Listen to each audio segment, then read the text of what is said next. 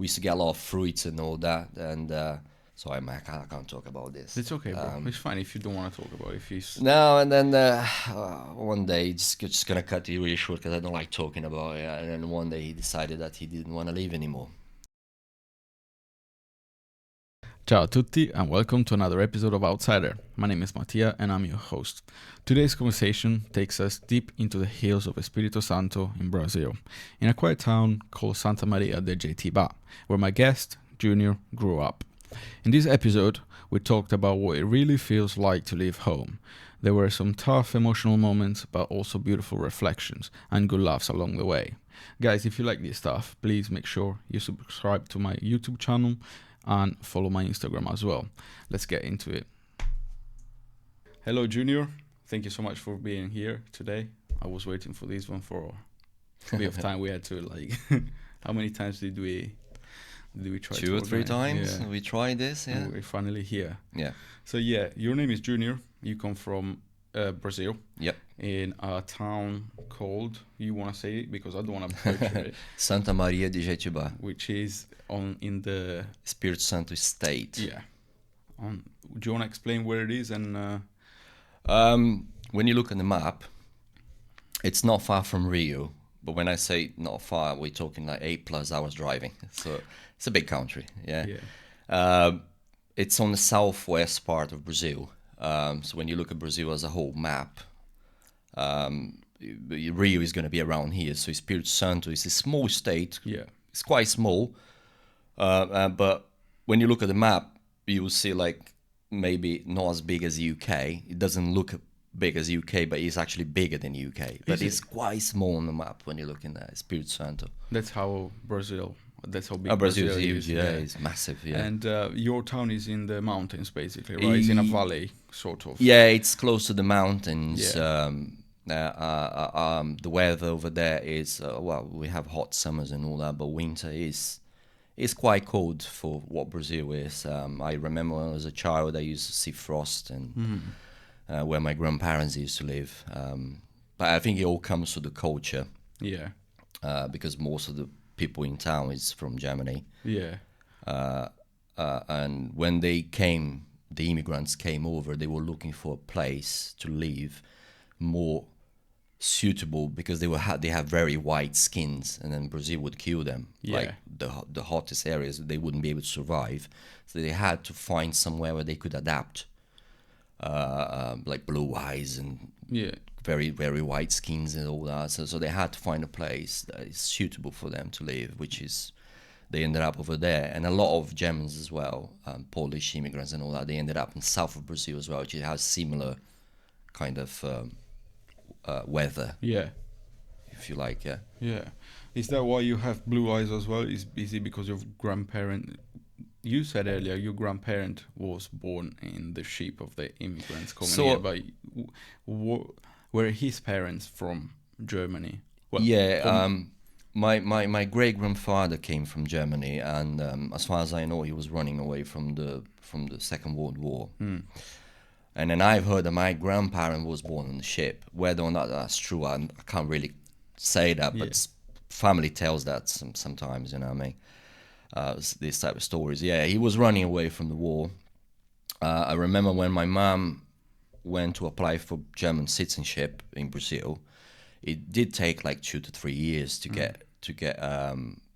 get back to us with the results and everything, because they do a full research. Yeah. Who was my great grandfather? Why did he came away? Why did he left Germany when he did? If he was a robber, if he left because he was linked to the Nazis or anything like that, then we wouldn't have had the rights to have the citizenship. Makes sense. So he was generally running away from the war and to bring a better future for the family and stuff. So that's why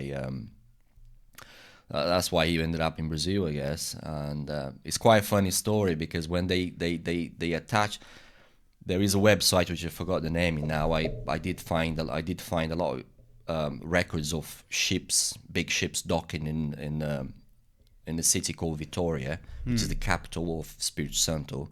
It's about an hour and a half from my town, and then from there the Santa Maria Jiu-Jitsu bar didn't exist. It was literally mountains and valleys and woods and forests and nothing there, right? So they ended up over there by going up a big river called the Rio Santa Maria, Yes. the river Santa Maria River. So from the port city, they actually got into small boats and then start going up on streams on the river until they find a place to settle. It's kind of funny story. Yeah, but that is nice. A very cool story back in the days. Imagine. yeah, it these was people trying to find a place. Yeah. Like today, it takes hour and a half Yeah. from Santa Maria to Vitoria. Vitoria is a big city. It has a lot. It has a big port. The main thing in Santa Maria is agriculture. Okay. They then is the biggest produce of eggs in Brazil. The biggest of Brazil. So there was some research saying that if you live in Brazil and then you like eggs, Yeah. 1 in 4 eggs is gonna be from Santa Maria, from my town. Have you worked with them as well? No, I never did. I was always working in carpentry and stuff when I was young. But it's not far from my dad's home and stuff. It's big place with full of chickens and a lot of very big, huge. I only asked because I worked with chicken eggs as well before in my life, so it would be funny if you said yes and we could have talked about it as well. I mean, it was. I used to go around there riding bikes and stuff. It was a big place. It was funny to go there and all that, and met the farmers and all that. But no, never worked over there. Did the farmers let you in as well? I don't know these days, but when I was a child, I had a great childhood. So when I was a child, everything was more like relaxed. You know what I mean? And we knew everybody in there. I mean, everybody knew my dad and all that. So everybody's very friendly over there. The German culture, people that lives in the countryside over there, they mostly farmers. They have a lot of crops and pigs and cows, and they do a lot of stuff, right? Yeah. They are very, very friendly. You go to their house, you're not leaving that house until your belly's full, man, because there's so much food. There is the people say the German people are not actually like that. Maybe in cities and these days, rather than. I don't know about the Germans in Germany here, but over there, no, they are very friendly. Okay. They are very, very friendly. When I was young, I used to work in the furniture shop. Right, and after that, I started working in a furniture shop. So basically, what I used to do is they used to deliver the furniture to people, like kitchens and wardrobes and things like that. And I used to go with a motorbike a day after, so to put it all together. Right. So they call it a joiner, I think, in UK. Yeah. A furniture joiner. Right? So I used to go to these places, right? Some places they had the whole house was furnitured by us, by the company I used to work, right? And I get there in the morning, I had to stay there all day building wardrobes, kitchens, and the whole lot. And I get there in the morning, straight away it's breakfast. From them? Yeah. What was breakfast like? What did they use to cook for you? Well, freshly ground coffee. Yeah, milk from the cow that just... I saw they taken out the milk from the cow. I used to do that as well when I was a kid, but that's and they have a lot of bread, and then they call one of the famous bread that they do is called brot. I would say in English would be brot. It's from corn. Yeah, okay. That is delicious. And then they just like warm, put a bit of butter, and they make a lot of like things like jam type of things made from pumpkins, from from coconut and cream. There's a lot of things. There are several fruits in Brazil. Papaya. Yes. They make a nice kind of like a conserve made of papaya that you can put on bread and stuff like that. It's delicious. It's very, very nice. And it's making me hungry now. Yeah, they know how to eat, man. It's and it's always good food because it's all local. It's nothing like industrialized or anything. No cans, nothing. At least when I was around there. So sorry, you were didn't mean to interrupt. I just wanted to know about what food they gave you to you, because you say you would get there in the morning, get breakfast straight away. Yeah, and then we had lunch. Yeah. Lunchtime they have like it's a big table full of food, and they're very friendly, like I said to you. And then you're gonna have rice, you're gonna have beans, you're gonna have like a beef, you're gonna have chicken, loads of vegetables, and then all in there, all cooked in traditional kind of German way with a Brazilian kind of twist to it. Mixed I would up say. together. Yeah, the thing with Brazil is it's a lot of culture. There's a lot. Brazil, it's not like I was talking to you earlier. It's not very old. It's only 500 years old, a little bit more than 500 years old, right? Yeah. So comparing to Europe, which is a lot older than that. So Brazil, it's a mix of so many people. A lot of immigrants came to Brazil. Yeah. A lot of immigrants. So with that comes a lot of culture. The town next to mine is full of Italians. What's the name of this town? Santa Teresa, and I Yeah. was born there. Okay, so you were born there, but you lived in. Yeah, it's in only half an hour away, 25 kilometers away. So that was because my town didn't have a hospital when I was born. Okay. So I had to go there. Makes My sense. mum gave birth to me in Santa Teresa. So that's all Italians. So everybody in there, you see their names, surnames, and all that. They're all Italians. Yeah, like in Argentina is also, there's like so many Italian names. Spanish, Yeah. Italian, yeah. Yeah, because I remember when I was a kid seeing football players with Italian surnames. You know, they have the surname, Yeah. and I would ask, "Is this guy Italian?" And they're like, quite all the time they were Argentinians. I just remember this particular thing, and yeah. Yeah. So back to the German. They like more like they call themselves what we call ourselves like Pomeranians. Pomeranians, yes. Pomeranians. No, basically, Pomeranian.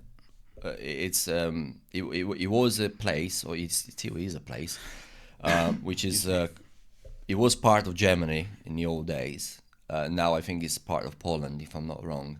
It was a small area. This is where my people came from, our people and all that. So in my town, at least when I was around there, I left when I was around 20. When I was around there, for you to get jobs like in banks, where you have to get in touch with, like you have to have physical contact and conversation with people, like banks, shops, things like that, they would prefer if you could speak Pomeranian, which is it's like it's a blend of German with, I don't know how can I explain that. It's almost like German. Yes. With a little, there are a few differences between German and Pomeranian. Right. My dad fluent speaks Pomeranian, and a lot of people over there. You walk on the streets in my town, and all of a sudden, like, what language are they talking? Yeah, they talking Pomeranian. In Brazil, Yeah, in my town. right these days. Yeah, there are people over there. They can't, but they can't really speak Portuguese properly. Okay.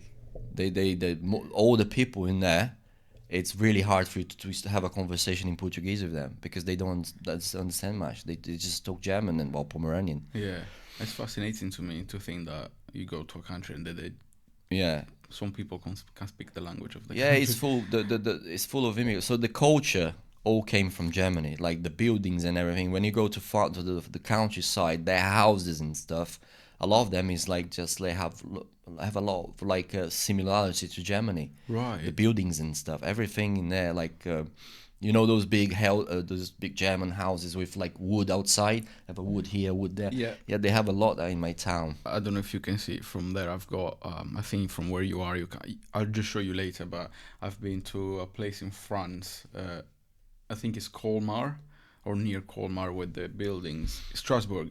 I've been there Yeah, too. I've been there. Is it like that? Yeah. Are the houses like that? Yeah, I'm trying to similar. I see. Yeah, in town they kind of trying to keep everything traditional, I suppose. And then you have 3 festivals every year in there, all related to German culture, colonization of the place. And there is a museum in my town. They call it, I think, Pomeranian Museum, if I'm wrong, if they didn't change the name. But basically what it is, the museum is kind of very interesting for someone that would visit the place. It tells you from start to finish inside the museum how did they get there. Like what I was talking earlier about coming up the river. Yes. And then it starts farming the place, like colonizing everything, getting to, like building houses and stuff. And that's how everything started.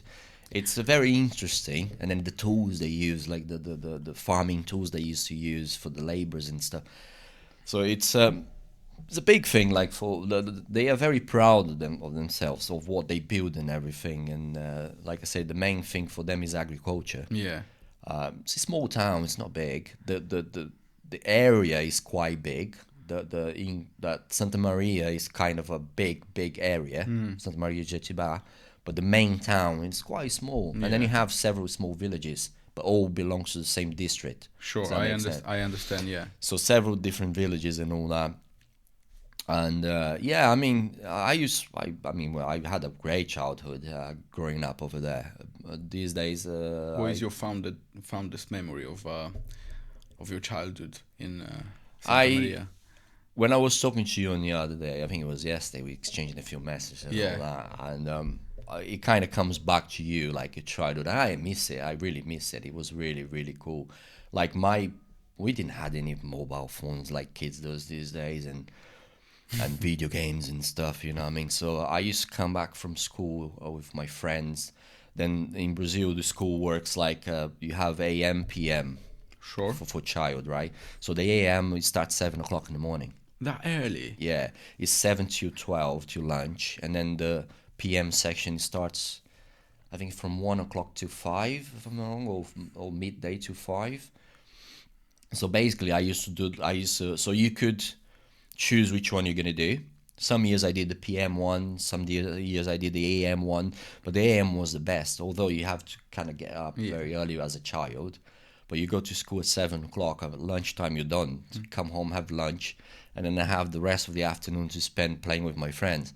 So the house where we live is, when you look at that video that I sent to you, Santa Maria is kind of in the valley, right? Yes.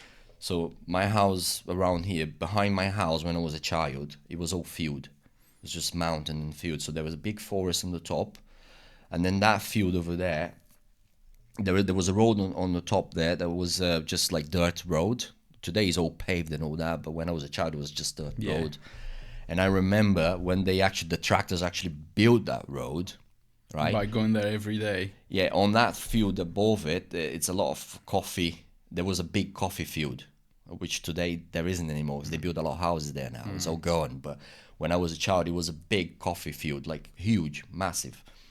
And when the tractor came to cut the road, right, and then the roots of the coffee trees were hanging out the dirt wall that the tractor made. We used to do wall climbing on that thing all day. We used to build a track in there, just wall climbing that thing. That's cool. And we used to play tag and hide and seek underneath the coffee trees. So we just playing around, and then big coffee trees, and then kids don't have, I mean, it's so dangerous, you know, like snakes and all that. Yeah. We didn't care much about it. I mean, we're playing hide and seek, and then sometimes you find this massive coffee tree. It goes, the leaves covers the whole tree, and then it covers the bottom as well. So you can actually get underneath there. But it's full of dry leaves as well, and it's kind of hot. It's a perfect place for snakes. They love the heat, right? Kind of dangerous, but at least we never had any incident. But it was funny, man. I mean, people get underneath that, hide, and then you're trying to find them, and then they're playing tag, running on this coffee. But it was a hill as well. Yeah. It was amazing. On the top of it there was this big forest, and we used to go all the way up there. And they had on the way up they had pineapples. They had pineapples, so we used to bring a knife and then eat pineapples. Basically steal it, right? No, not stealing it, man. It would go to waste. It wasn't a field. It was wild. Okay. It was kind of wild. It wasn't like someone's farm, really. The coffee, yes, the coffee plantation. It was someone's farm. They didn't like us around there, but obviously, but they didn't live close, so they never knew we were there. You know what I mean? But the pineapples, they were there. It's not like a big pineapple field. There's a few fruits here and there, and then we used to just, I would call it wild, really. Yeah, And then yeah, we used yeah. to eat them, and then we had sugar cane as well. And then we just cut the sugar cane and then strip it out and then chew that, and then it's nice and sweet. How do you do that? I've never seen a sugar cane like in real life. How do you peel it? How You just have a sugar cane that they grow like quite tall, like 2-3 meters tall, right? So you want the best one is the thickest root, the thickest ones like that. So you just cut them from the ground, you just cut them over here, then cut all the leaves out. So the sugar cane will have several. How can I explain that? So you have like we call it gomo, but I don't really know the word that you would use in English. So you can have a section like that, and then you have like a section where it's kind of hard, very hard, and then you have another section and a very hard section. So like tubes. Yeah, like bamboo. Yeah, like bamboo. I yeah, see. Similar to bamboo, right? So what you do, you just get a knife, you peel that out, peel the skin. It's quite thick skin. Peel that out. That will leave you just with the root. The root, you just cut the areas that is kind of hard to chew. Just cut them off, and then you get left with just one tube of sugar cane, and then you just cut them in like a triangle, like a cross shape. Yeah. And then you get left with like almost like carrot sticks. Okay. And then you just eat that, you and just it's sweet. you just chew that. Okay. There's a lot of juice comes out, very nice and fresh and sweet. That's really It's interesting. it's delicious. Even the coffees are nice and sweet when they on the tree. The red beans, Oh, okay. we used to get them and then just suck on them because they're Really? sweet. Yeah, because the coffee is a fruit, right? Yeah. So before they make the coffee, which I'm gonna explain how my granddad used to make his Yes, own please. coffee. Yes, please. So before you make the coffee, you have the coffee bean, and then inside you have the bean which they make the coffee from, but outside is just a skin and some And the juice, pulp, like. just a pulp. It's a right. fruit, and that is sweet. I Yeah, had it's no edible. idea. I mean, we used to eat that. I'm still here, so I didn't die. So Yeah, it's yeah. edible. And then we used to eat that. I mean, it has a nice flavor, but after a few, you kind of get like, I don't want anymore. You know, what I mean, it's Sure. kind of sickening, but it is kind of different thing. You know, what I mean, like I say, it was a great childhood. You know, what I mean, my granddad used to have a little coffee field just behind my house, a small one, like maybe like 50 trees or whatever, not too big. So what he used to do, he used to go there, harvest season, he used to go there, grab by hand all his coffee, fruits, and then he used to open a big tarp in the area nearby, and then he used to leave the coffees in there under the sun to dry, right? Hot summer, and then that thing, what that does is going to dry the fruit. Sure. And then you're going to be left with the beans only. But the beans is still like raw beans, right? And then he used to sit under this big tree. It's a fruit that we call jabuticaba. You don't have it here. I don't think you're ever going to see it unless you go there. It's a small black fruit, very juicy inside.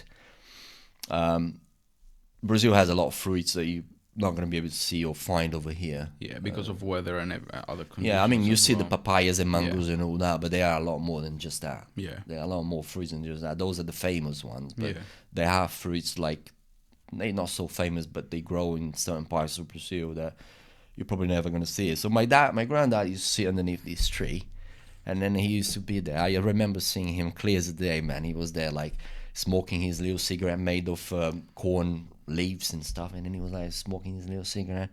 And then he had a big like a tumbler, like metal thing that he used to put his coffee inside. He used to make a fire pit, two like metal sticks going up like this, almost like a roasting a pig, right? I see So what he you used to mean. put his big metal thing in there, and I used to sit there, just turning that thing around under the fire with the beans inside, roasting the beans on that thing, right?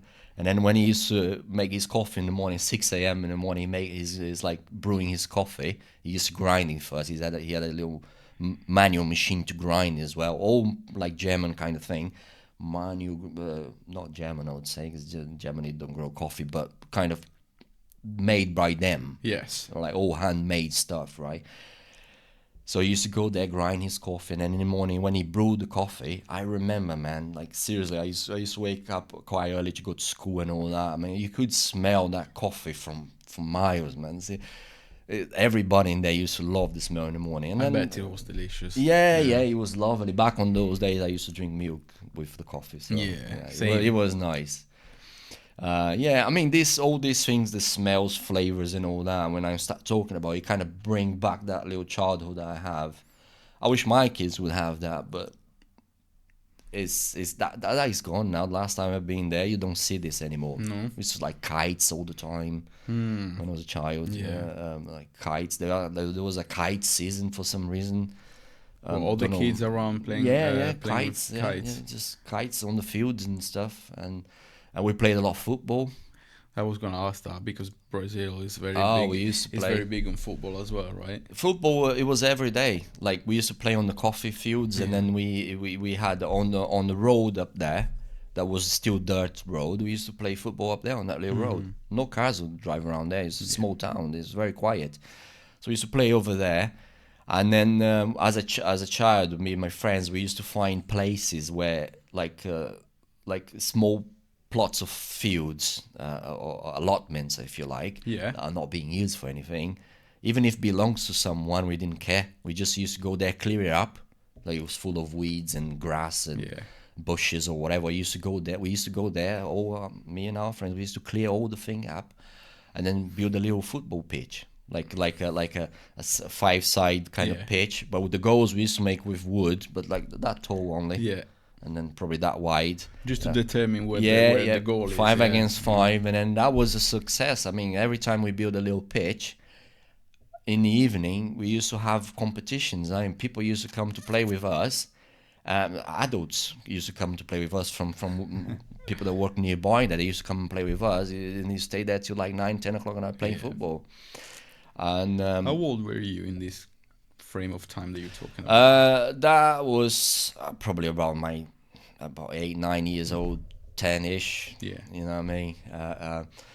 And I remember we used to go to, that was kind of funny. We used to, I wouldn't say, you can call it steal, but kids, you know. So to make our field, our little pitch, right? We want it to be a little bit, because the dirt, sometimes it gets too hard. So if you're going to kick the ball, you miss the ball, you hit, because we play barefoot, no shoes, barefoot. That's how to play it. Right. Yeah. And it was very fun. But the problem is, if you hit the ball and then you miss it and then you just hit the dirt, it's quite hard now. Yeah. And then you lose top of your toe. And so we used to go to a woodcutter's place. What, sorry? Woodcutters. Sawmill. Okay. A sawmill, so what they do is they used to make the trees will come and they will cut the trees and make planks or whatever it is, and then a lot of sawdust would come out of that. Right? I already see where this is going. So we used to go there at night as a child. It was, like I said, a small town. Everything was open. Nobody really cared about thieves or anything like that. Like, I mean, we used to go there at night with me and my friends. Like, Mom thinks I'm still in bed sleeping. I'm in bed sleeping, and we sneak out. We used to get big bags of like white bags that they used to put like beans inside and things like that. We used to get these big bags. Me and a lot of friends, we used to go at night to this place and steal the sawdust. They used to sell the sawdust to do something, but we used to steal it and get bags of them and then just spread over our football pitch. And the next day we went there to play, and then everyone was like, where all this sawdust came from? It just rained, I guess. And then it was fun, man. I mean, even though we were stealing, but but it wasn't stealing because of you wanted to resell. You just wanted to have fun as a kid. Just have fun. I mean, we got caught once, but the guy that owns the place, he just told us to pretty much fuck off, get out of here. You know? I mean, just don't let me see you here again. That kind of thing. But yeah, we definitely went back. Sure. Yeah, kids, you know. And then you're growing up on all that, and then start going out, and then that's where parties come in and all that. I used to come home in the morning, like 4 or 5 o'clock in the morning, walking on my street alone, never been robbed, nothing. It was very, very safe back on my days. I don't know how it is these days. But I never had any experience, any bad experience as such. And I had a very, very good friend that he used to live behind my house. I don't talk too much about that, but we used to go and ride bikes all around the town and cities, and we used to go to the countryside, and then there was a lot of we used to get a lot of fruits and all that, and sorry, Mac, I can't talk about this. It's okay, bro. It's fine if you don't want to talk about it. If he's No, and then one day, just gonna cut it really short because I don't like talking about it. And then one day he decided that he didn't want to leave anymore. So I'm not gonna talk too much details, but it was really sad, really, really sad. I'm sorry to hear. But he was a very good friend, and then we had a lot of fun together, riding bikes around. We used to go really, really far, and then swim in waterfalls and fish. We used to fish with our hats. Where was it a lake or by the seas? The sea is quite far. Oh, right. Yeah, no, these were all rivers and waterfalls. Right. So we used to go to these big rivers and waterfalls and swim, and then there was a place where the fishes used to go upstream. What, like salmons? Yeah, not like some of these small things. I think they are tilapias that they would call it. Right. I think that, yeah, they were tilapia. Well, the smaller ones we call lambari. I never seen it here, but tilapia you can buy in Asda. Okay. So we used to, the fish used to climb up on. They used to going up in stream, like small little currents and stuff. Yeah. And we used to put our hats in there, just wait, and then they fall into our hat, and we had a frying pan and everything. And yeah, we used to go there and then clean them up and then just fry them right there for us. You know what I mean? And lots of fruits, of fruits around. We used to climb the trees, get fruits, and we used to stay out all day doing this, all day. And it was a heck of a lot of fun, man. And we used to spend all day out. My mum used to get crazy, man. Where is it? Because no phones back on those days, right? No mobile phones. She didn't know if I was even alive. Yeah. There were a lot of times kind of dangerous, capybaras. One day I was swimming on this river, there was a waterfall that ends into a river. There was me and this friend. We was swimming in there and all that, and I saw this thing coming towards me, and then looking at it looks like it was a big snake, the head and everything. Yeah. And, oh fuck, man, well, let's get out of here because there's a snake coming there. And then we got out of the water quickly. And then as soon as we saw, it was a baby capybara. He was swimming towards us, and then he came out. He went out on the shore on the other side to meet mum. And then we saw the mum, and then with other big. Yeah, they're quite big. Yeah, it's like almost like little pigs, like that. Yeah. And then so mum, and then with all the little ones, like they're cute, they're nice. Yeah. It was fun to see. Like you don't see them very often though. We were out and about quite a lot, so we saw a lot of wildlife, monkeys and stuff. Yeah. But you have a very diverse wildlife in Brazil, right?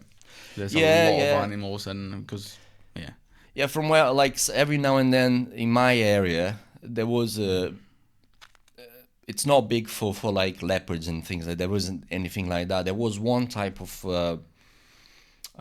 big cat, I don't know, you'd say. Yeah. We call it onça.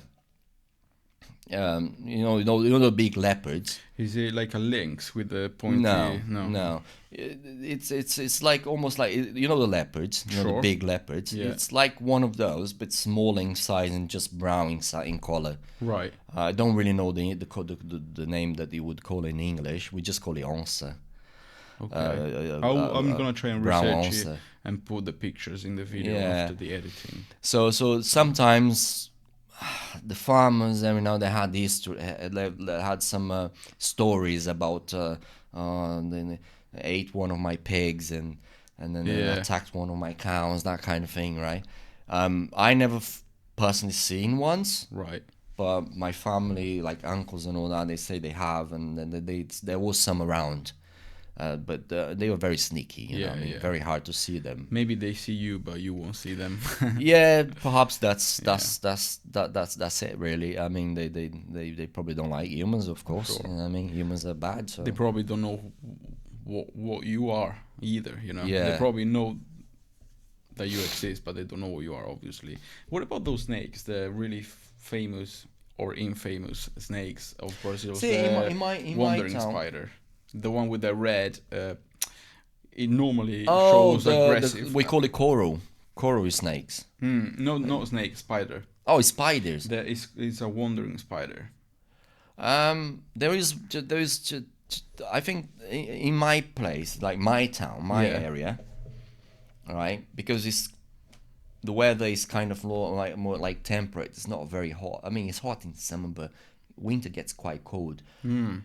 We don't have many spiders. The spiders, I think, got like heat, right? Yeah. So we have like there is the black widow and all that. I used to drive my mom crazy because there's all these spiders. They used to come all over the place. I used to collect them. I used to get them live and then put in big jars. And, Yeah. and my mom hated it. Yeah. Like, and then you're gonna get bitten by them. You're gonna get bit by them. It's poisonous and all that. Then I ended up having to release them all, like big black things. They're scary, right? Yeah. That friend I was talking about, his granddad used to live in a little farm down in a little town called Itaguaçu. Itaguaçu, it's more like an indigenous town, right? It's some Germans living there and all that, but it's more like indigenous Brazilian kind of more like style people rather than German, because it's down the hill, down the valley, and it's very hot in there. It's quite weird because we live up on the mountains. It's kind of cold. You go down 1 hour down on this valley, and you go to this town called Itaguaçu. Over there is very very hot. Like my town, don't grow mangoes don't grow there very nice. Right. Mango needs heat. It's because of the elevation. Maybe Yeah. you are higher in the planet. So you go down to Itaguaçu, mango everywhere. Right. And then you can get them. They have mango trees on the street, on the roads. You stop them and then get your car full of mangoes and Yeah. take it home. You never have to pay for mango Yeah. if you don't want to, right? So that friend I was talking about, his granddad used to live in a little farm there.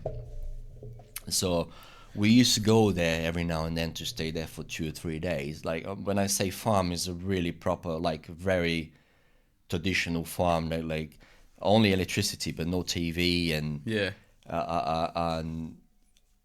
and the food is all grown there and all that kind of thing, right?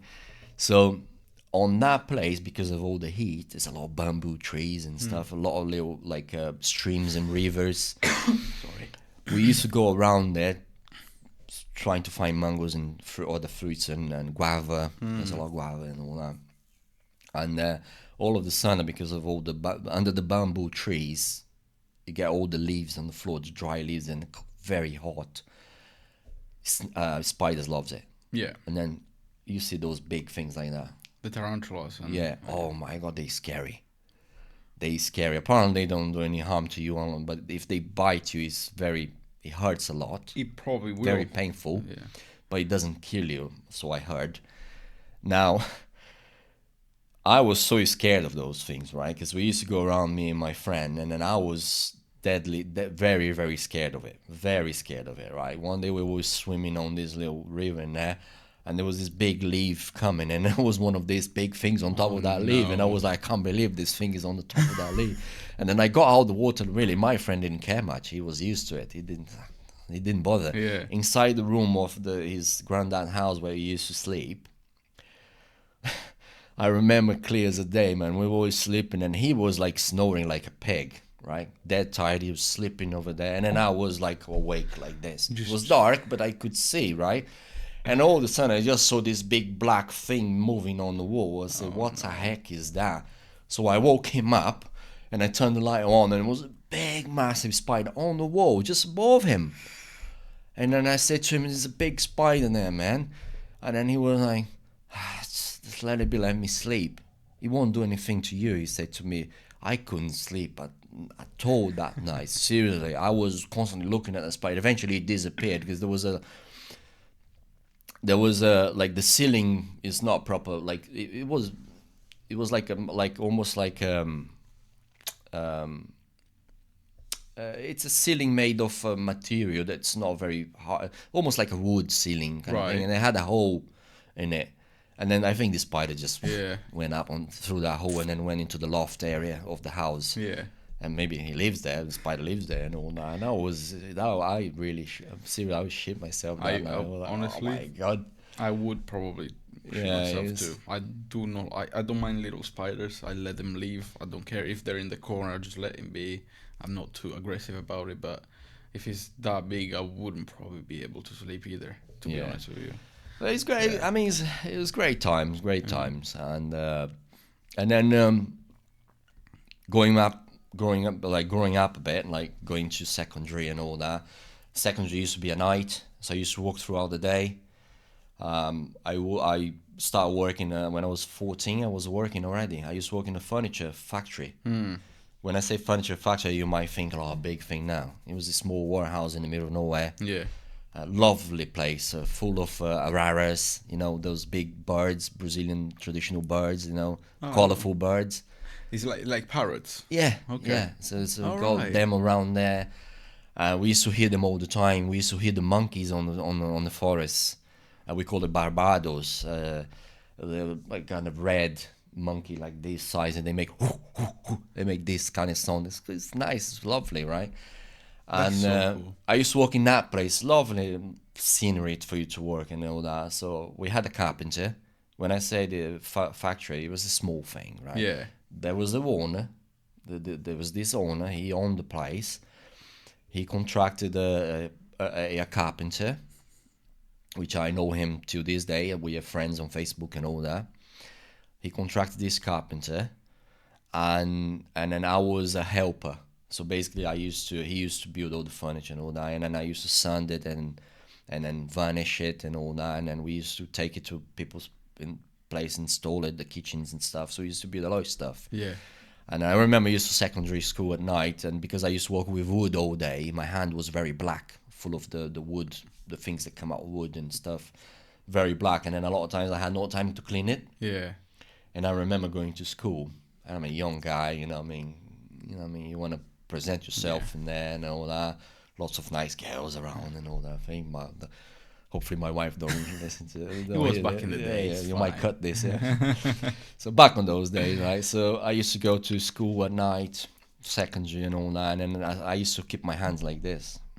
Just so that people So wouldn't people see. wouldn't see it, because sometimes I didn't have time to clean it. Because it's very hard to come off. You need to use this powder that my mom used to give it to me, and then with lemon, and lemon or lime. Yeah. That would normally take it all off. That blackness from your fingers.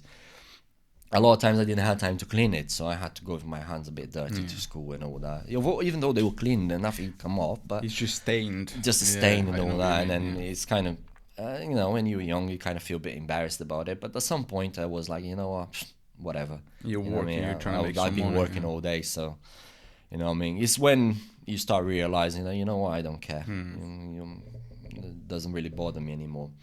So after secondary, I was working into that place that I talked at the beginning, the building furniture in people's place and all that. And I started doing university. I went to biology.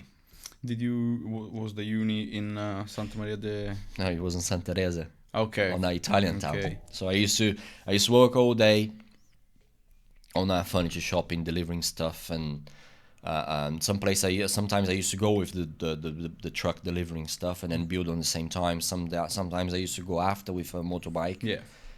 To do the stuff that I needed to do. So I used to go to university at night. My brother, my oldest brother, he had we call it was a Honda Biz.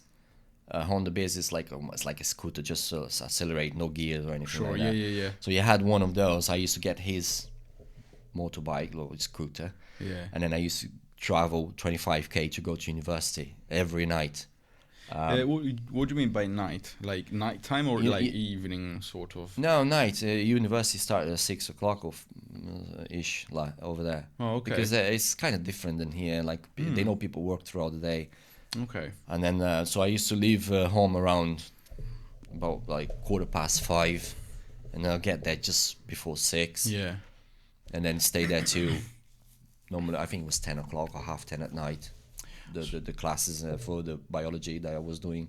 Sorry to interrupt. So just so I understand, so it's normal in Brazil that not a kid, but like a young person studies at uni and work at the same time, and they know these, so they make the lessons like late in the evening because of this reason. If you don't come from a background where your family is a bit rich, right? Let's say, or not say rich, but like more like stable, let's say, right? For you, because university, if you don't, university is expensive, right? All the money I used to make from the furniture job, from my job, it was going to university. I used to pay so my let's say back on those days, my university fee was, say, 300 real a month. Okay. Right, Brazilian real, right? And my salary was 300 a month. Everything would go there. Yeah. So that's one of the problems that I had. Like, I was young, I wanted to go out, my friends have a few drinks and all that, and then all the time I had to keep asking my dad to borrow his car and get, borrow your car, and then maybe if you have some money that I can spend as well and all that. And back at that time I was around 17, 18. Yeah. So that started drawing me out. It started wearing me out. The fact that I was doing university, I had no money for anything, and that was private university. For you to go to, I did try to go to the public university, which there is a lot in Brazil, and they are very good. Yeah. There is one that is that I tried, which is called UFES, which is in Portuguese is Universidade Federal do Espírito Santo, which means Federal University of the State of Espírito Santo. Yeah. Something like that, right? So I tried to get into that university, but over there is not like over here. Like over here, university chooses you based on your grades. Right. Over there, you choose university, but you have to go through a test. Right. So you have to pass that test, right? The problem with public universities, although they are very, very good, let's say, for example, biology, right? I wanted to do, but when I tried to do oceanography, which is more like to the marine biology area, which I was intended to go to, right? So I tried to pass on university over there on that course. The problem is when you go there, let's say, for example, there are 10, let's say there are 10, there's one vacancy for 10 applicants. Oh yeah. For 10 applicants, right? So 1 to 10, like, so one vacancy for 10 applicants, right? Yeah. So by the time you get there to do your tests and everything to try to get in, more than half of the capacity, let's say, was already filled in by people with by a student that has some connections. I see what you mean. Like, for example, son of a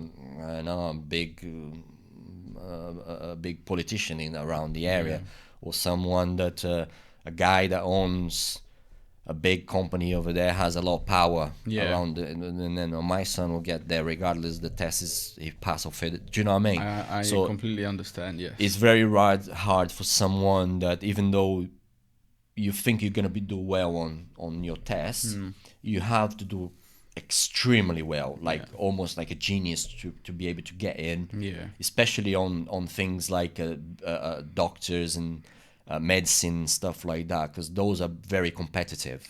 And those are even harder for you to get in.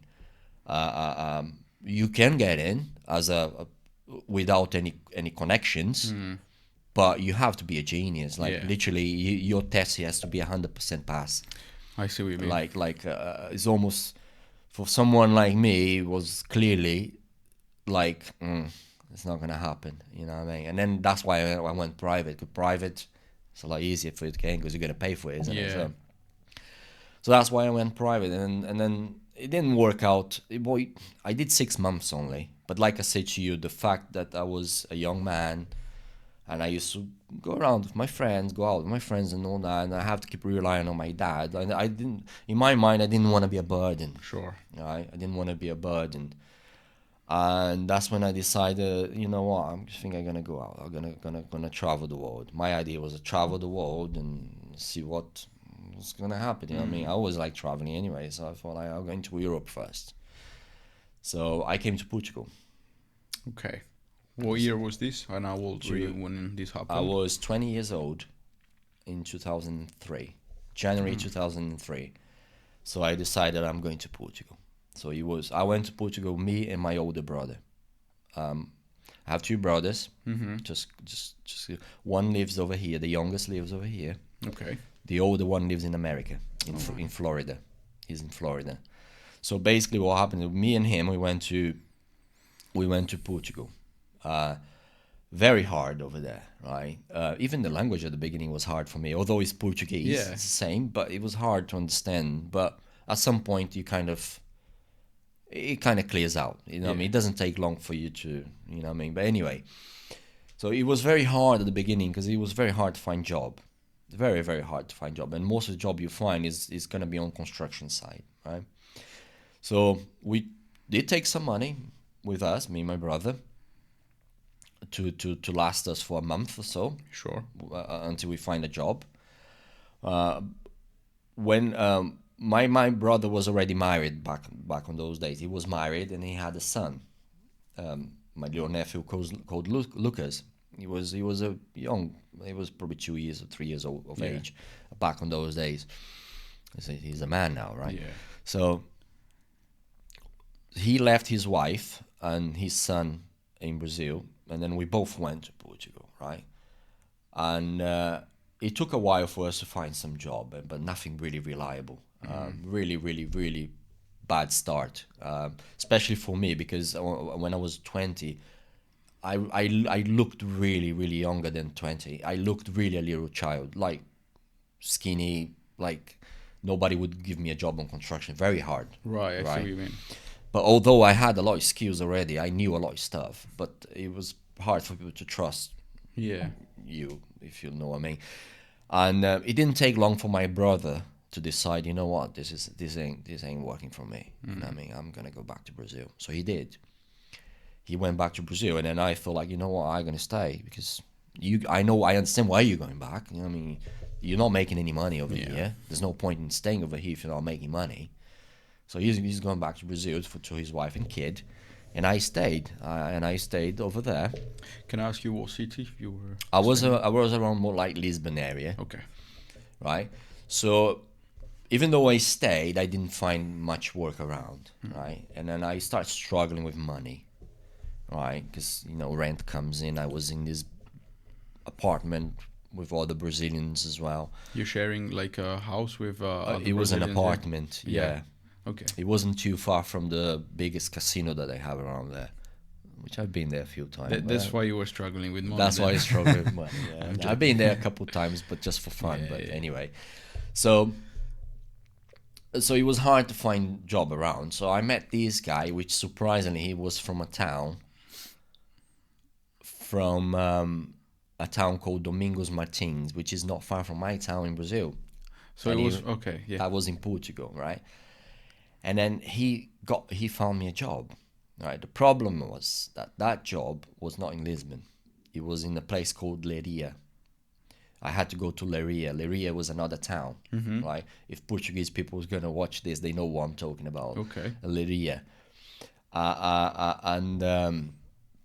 So I went to Leiria with him. It was very tough because I had no money, all right? I mean, I was really skinned. Like money was like on the last stages over there, and then I was really start to struggle with money, right? So we left. He came to the station, the train station, the nearest train station where I was, to pick me up, and then he said like it was a Sunday, right? So he said to me like, okay, I'll be around there lunchtime-ish, right? And then he turned up like it was almost 7 o'clock in the evening. Did you wait there all day? Well, I wasn't too far. Yeah. And then I went there the time we agreed, and then he wasn't there. I called him. He said it was going to take long. Right, okay. And then I went back, and then I came back later when he was there. Sure.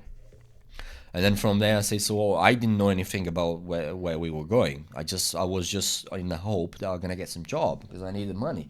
I had no money, right? So I thought like, okay, so what are we gonna do now? That's where the immigrant starts, like the where you when you become an immigrant, an outsider, right? That's where things start because people think it's easy. Now it's that it's very hard. Yeah.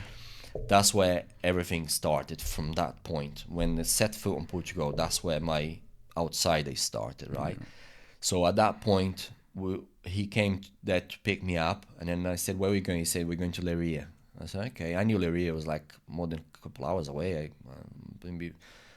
So we went to Lisbon by train, metro, subway, whatever you call it, Yeah. and then from there we went to the bus station, and then we got a bus to Leiria. We arrived in Leiria quite late at night, right? And then we went to this big house. Leiria was a small town, right? We went to this big, massive house in the center, right? Where he had a room. He rented a room. He said, "You can stay in the room with me." I said, "Okay." So when we got there, the room was half of your living room here. Okay. The room for two of us. Yeah. And the problem with that, the building was quite a big building, and it was full of rooms. And then there were people from all over the world over there. Right. There were mainly a lot of Ukrainians. There are a lot of people doing the same thing that I was trying to do, make a living. Sure. Right.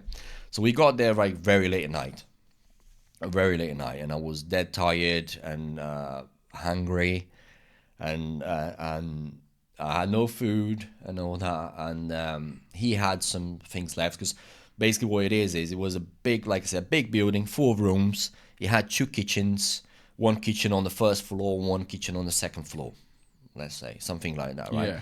People that lives on the first floor use that kitchen. People Yeah. that lives on the second floor use that kitchen. We were on the second floor, Sure. right? Second or third, can't remember. Anyway, it was the highest level of that building. Yeah. So I remember we going there like midnight-ish to cook something. Basics, the really basic stuff. We didn't have much. Like he didn't have much. Yeah. Right. So, but he had something for us. So we ate that. So in the morning when we woke up, we had no breakfast, no coffee, nothing like that. We had to go.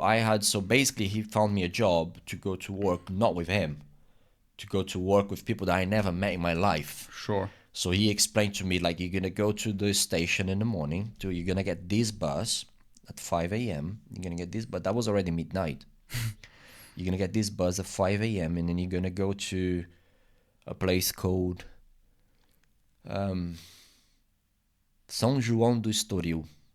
That's in Portugal. Portuguese will understand what I'm talking about. Like, well, I went to, so you have to go there to this place, that you're going to meet these guys and blah, blah, blah, you know what I mean? And you're going to work with them. It's like, cool, fine.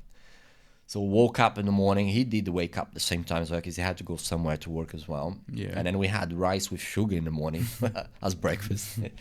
And because we had nothing else, you know. As long as your belly's and then full. yeah, so I went there, and then we went into. So I went there to get my buzz. It was cold, man. It was like 5 degrees. It was quite cold there. Not as cold as maybe over here, but it was quite cold, right? So I remember getting to that bus and then going to that place, and then I meet the guys I was going to work with. So there was this Brazilian guy that used to own, his name was Edson. He used to own this small building firm company, Right. and then he had two builders that works for him, 2 Brazilian guys, and then surprisingly the 2 guys were from that capital of Espírito Santo, Vitória, Okay. from not far from me, and they knew my town. Yeah. So we kind of bonded, if you like. We kind of bonded the first day. Very hard work. We were in this. We were obviously building sites. So basically, on that day, they were my first day working with them. Yeah. They had the walls built of the building. It's not like over here, or the buildings are not like in the UK.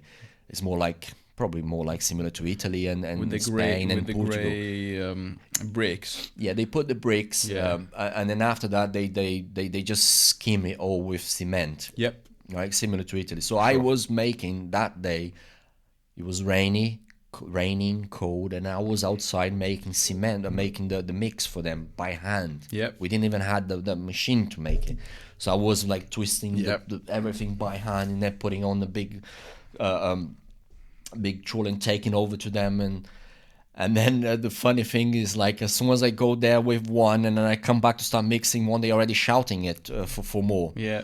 And they used to call me Allemand, which is Allemand in the translation to it would be German. Right. Allemand. Oh yes. I see what you mean. They used to call me Allemand. Yeah. So they used to say in Portuguese, they say like, Allemand, massa. So it's like German, like come Move, on, like, yeah, we need no, it. massa is what they're using, the cement. Ah, okay. Yeah. So, but because they used to get like those big builders spoons or whatever they Yeah. call it, right? They just get the cement and Yeah. just I don't know how to throw call it. that, Yeah, they just throw it to the wall quickly. As fast as they do it, I couldn't keep it with them. But anyway, they were funny. Like they knew they were just messing about with me. They knew I couldn't keep up. Yeah. But because I was new, and I was scared of losing the job, I Yeah. needed that job. I really needed it. Although it was hard, really tough, but I needed it. All right, it wasn't easy, and they were messing with me. You know what I Sure. mean, yeah, nowadays I understand they were messing with me. I was new, new guy on the block, new kid on the block. Yeah. Now let's mess with him and all Yeah. that. But they knew I couldn't keep up. But we bonded, kind of, in a way or other. We bonded. So that day when things start getting a little bit better for me, right? So that day I remember I'm approaching the Edson, which was the owner. He was very religious and very, very good guy, good heart, right? I liked him a lot. He was very, very friendly. So I asked him, I approached him on the first day. I approached him and I said, look, I know it just started today, and this and that, but I have no money.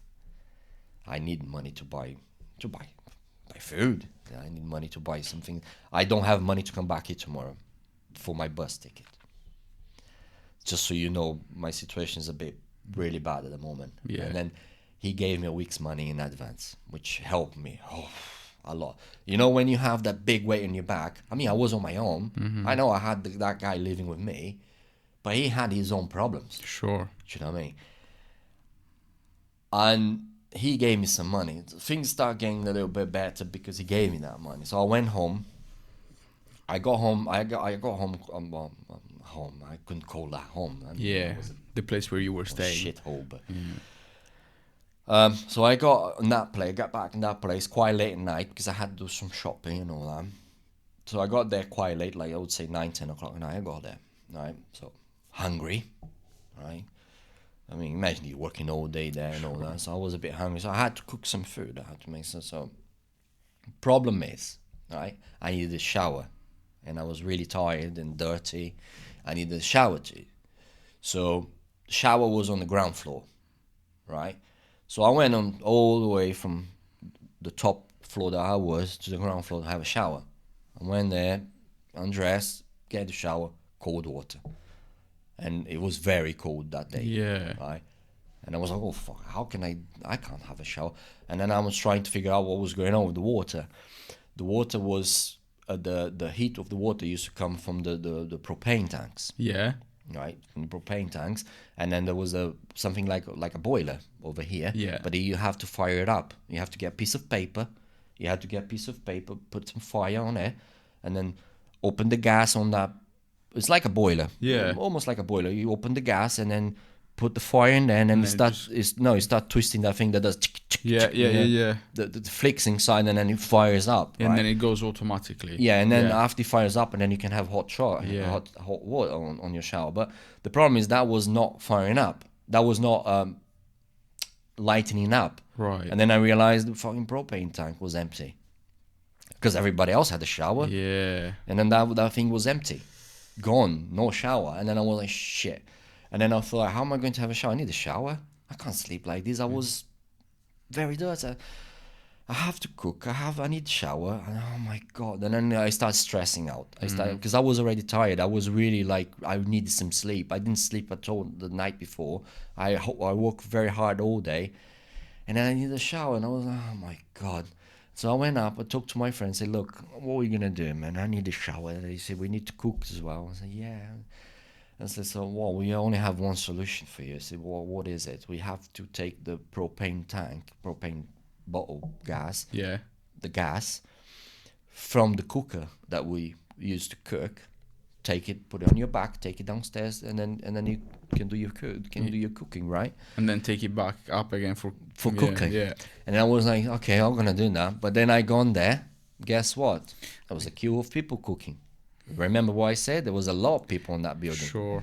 So everybody had if people were cooking, I had to wait for them to cook. And then the worst thing was you could not leave anything inside the fridge in there because they steal it. Oh no. Yeah, so they steal your food. You leave things around there. You can't, like milk, you have to leave inside your room, but you have to buy really small bottles of milk. So Otherwise it'll just go. Otherwise you just go, because you can't leave in the fridge. You put it in the fridge, you don't have milk again. Well, next time you go, that milk's gone. So you couldn't leave anything inside the fridge. You could not trust it, unless you put some padlock on there, but chains around your milk and stuff. You know what I mean? But, so everything that we had to keep in our room, otherwise they would steal it. So we have to wait for all these people to cook, right? So we decide, okay, we're gonna cook ourselves first, well, then I go and have a shower. Then after we cooked, I took that big bottle of, it was quite heavy, and I went all the way up, down, plugged that all in, had my shower, put that back. By the time I got up there, I was already sweating because it was big stairs up, carrying the gas back and all that. And then that day, I never forget, man. It was carnival time around the area as well. And then now my window, right? My window used to lead to a little, like a little area on the, what's the right word for that? It's like a square? Yeah, it's like a square, like a little square, like a town square thing, right? Sure. And there was a big party going on there, right? From the villages and stuff. They were happy, commemorating carnival and all that. Lots of music, food, and people drinking and all that. And I just lay down on my bed, man. I swear to God, I start crying, man. I was start crying. So what the heck am I doing here, man? I mean, I left my town, the comfort of my house, the love of my mom and dad, to come all the way over here, and I'm kind of suffering over here. And I start crying and say, please help me get out of this. I can't do this. I can't do this every day. I literally cannot go back to this place and do this every day. It's just like it's a nightmare. It was literally a nightmare, that building and all that. And I was like, oh my God. And then that day, it looks like God heard me. On that, when we were working, Edson, which was the owner of that company, he used to live in a place called Pattayas. Mm-hmm. Not far from Nazareth, the famous Nazareth beach with a lot of surfers goes, big waves and all that, right? It was not far from Nazareth. It's a small place, small village called Pattayas. Mm-hmm. There was this building in the middle of this old pine trees and all that, and Edson used to rent the top apartment. In Portugal, a lot of times when you rent an apartment like that, it does come with an annex attached to it. Sure, yeah. Right, which is gonna normally is gonna be on the ground floor. So his apartment had an annex included with it. Okay. Right, that annex had kitchen, had bathroom, had a big room, all nice, refurbished, pretty much brand new. And then he approached me and the two builders if we wouldn't like to live over there and rent it. We went there the same day. We left our job. We left our job, and then he took us there to see the place. Yeah. As soon as we stepped foot in, well, at least me. As soon as I put my foot inside that place, I said yes. Yeah, now I come. I literally want to come now. Yeah. And then on the same day, swear to God, I went there, got my things. I said goodbye to that good friend that helped me with my job. Yeah. And I said, look, I can't stay here, man. I mean, you don't take this the wrong way. You're more than welcome to live with us if you want. There's enough room. Yeah. But he never came. He did other things, but never heard from him again, to be fair. But, and then we went there the same day. Then things start moving a bit more smoothly. Like, we had a lot of fun together. We used to cook together, just the three of us. Yeah. And then we used to play dominoes at night, have coffee and all that. Until they decided to go back to Brazil. Oh no, they left And you I on was your left own. alone. Yeah, I was left alone on that big place. But people like us, they probably understand your situation, because even I went through similar stuff like that, and yeah, I think people like us, they would understand your situation, and they're like, Yeah. But yeah. So yeah, I was left alone on that place, and they decided to go back to Brazil.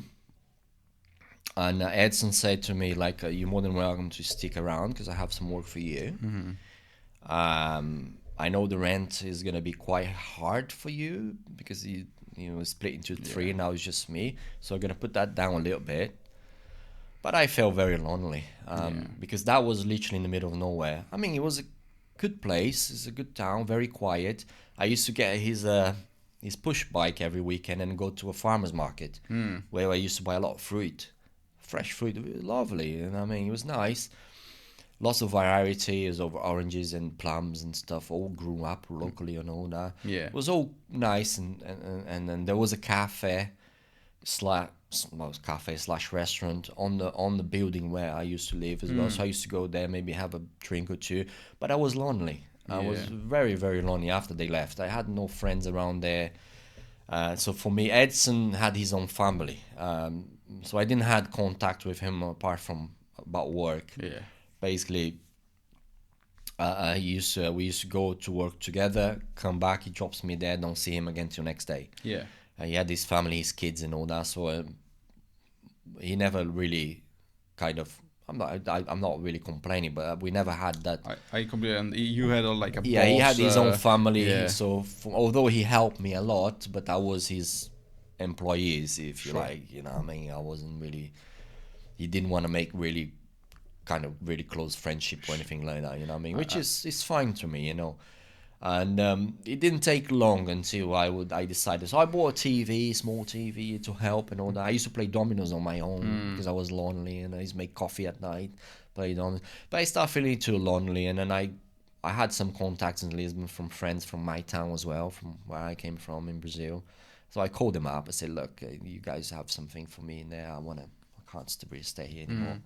I'm kind of feel too lonely, and it's just killing me. It's the worst thing. Yeah, this is killing. I used to call mom and dad in Brazil and all that weekend. Everything was okay, great night. There was a big supermarket. I used to buy fresh food and all that. Everything was nice, but the loneliness was killing me. So I thought, like, I have to go back to Lisbon. I have to go back to there. And then my friend, one of the guys I knew, he found this place for me where he was on his apartment. He found me a job and all that. So I went back there, started working in there again. But I was getting really bad pay, like €5 an hour, really shit. And then when I get paid, because sometimes I didn't get paid, and I used to do a lot of plastering over there, and then plasterboard, building walls and all that. So I did that for a while over there, and then until I met this guy, which was married to. I met this guy that was married to my current wife's Right. my current wife's auntie. Yeah. So met this guy. He was kind of divorced. Well, he kind of split with her. Yeah. Right, and then he was living in this place, and then we met, and then we decided to live together. And then he said at some point. He said to me, like, oh, I have to go. I'm going back with my missus. Okay. So what you mean going back to your missus? Oh, I'm going back to my missus. Okay, that's fine. Go back to your missus. He said, but I don't want you to stay alone. He said to me, no, I'm not going to stay alone. I can go back, and I have other friends I can go to. And he said, but the house where my missus live, where she is, there is room for you if you want. You can come along. You can come along if you want. So I did. And that's where I meet her niece, which is my wife today. Okay. Yeah. So you've met her in Portugal. I met her in Portugal. Okay. So we kind of met, and at some point, at the beginning, I never thought about anything really. You know what I mean? And so it happened that we kind of stayed together. Well, I mean, it happened that we started liking each other. Yeah. As you like, you know what I mean? And Is then she Brazilian? yeah. Yeah. Okay. So we started liking each other and all that, and then we decided, you know what, let's rent a little place, live together, and then we did. We rented this little place to live together, and it was just me and her. Yeah. I was still working on that thing that I barely get paid and all that. Yeah. So, and at that time when I was living with her, when my mom got her citizenship back, German citizenship that I was talking about earlier. Yeah. That's when I was able to do a German passport. I was gonna ask you if you Yeah. have a passport, a German passport. Yeah, so I went to German embassy in Lisbon and I did my German passport. So I thought, no, what now? I don't want to stay in Portugal, although it's great. Like, life is being okay at the moment. Yeah. At the beginning it was really tough, but now I'm okay. I have almost like a wife now. Yeah. I mean, we eat well, we have money for food, we're fine and all that, but is that what we want? Because we don't get much money over there. I mean, food is great, weather is great, but we need to think. So I thought, like, you know what? My plan was like, I'll get my passport, I'm going to America. Because at the same time that I was planning to leave Portugal, my brother was planning to go to America. The one that was in Portugal, he was in Brazil. When the citizenship came, the German citizenship and all that, he decided to go to America. Yeah. And at the same time, I was like, I don't know, I think I'm going to America. But then I thought, like, let me call a few friends, a few people that I know. So I knew a guy here in Swindon. Right. I knew a guy in Swindon from my town. Yeah. And his sister was married to my uncle. Yeah. Right? So I called him up, and he was in Swindon. And then I asked about how it is here and all that in England and all that. And then he said, like, yeah, it's like this. I thought, I'll give you a go. Right, I'll give you a go. At that point, I had no much in my mind of staying with my girlfriend. At that time, she was my girlfriend. Staying with her for too long. Because my plan was just travel the world, really. I didn't want any commitments. And then I came over here by bus. I left Portugal. I bought a ticket from Lisbon to England, to London. Right. How does that work? By bus, it goes through Spain, France. So basically, what it does is you travel all the way up to Paris, to the big bus station in Paris, and then in Paris they swap buns, bus, and you get a bus to UK, and then that bus is the National Express already, which has the seat of the driver on the right hand side. Yeah. Right. He's got underwater tunnel, is it? No, he's gone over the boat. Okay. Yeah, you're crossing the ferry. Yeah. He crossed in the ferry, at least that time he did. So the problem with that was, like, I didn't know anyone. I was on my own. I mean, I had to make the trip inside that bus from Lisbon to Swindon on my own. Why? So you left your girlfriend in Lisbon, basically. What was the conversation with her? Well, she cried a lot. Yeah. Forgive me if she's gonna watch this. She cried a lot, of course, at the beginning and all that. But it was kind of a breakup kind of thing. You just decided to carry on with your life, and then it was kind of breakup. I wanted to ask you before we carry on with the England side of the story. So, what got you to leave? Brazil? Was your drive to see the world, and then you just did not expect to get stuck up in Portugal, or you kind of wanted to change life from Brazil, and were you looking for a new life? The main reason was what I was talking about earlier. Yeah. It's the fact that if I want to be something in Brazil, I have to do some sort of university. Yeah. And then it was really tough to pay for it because I had no money for anything else. I wanted to buy some shoes, I want to buy some clothes. Yeah. I had to keep asking mom and dad. They never said no to me, don't take me wrong. My parents were amazing. Whenever they could, they would give me anything, right? But I didn't want to be a burden, if as such. Although obviously they wouldn't consider me as a burden because I have children today. I don't consider them as a burden. But I was thinking like that. You know I what I mean? understand. And then one other thing that I forgot to mention when I was over there, I had a good friend doing university at the same time as I was. We were in the same class. Mm-hmm. And then he said to me that he met someone inside basically buses in Brazil, buses inside cities in town. You know, the circular, the ones that you Yeah. can get in town and all that. Yeah.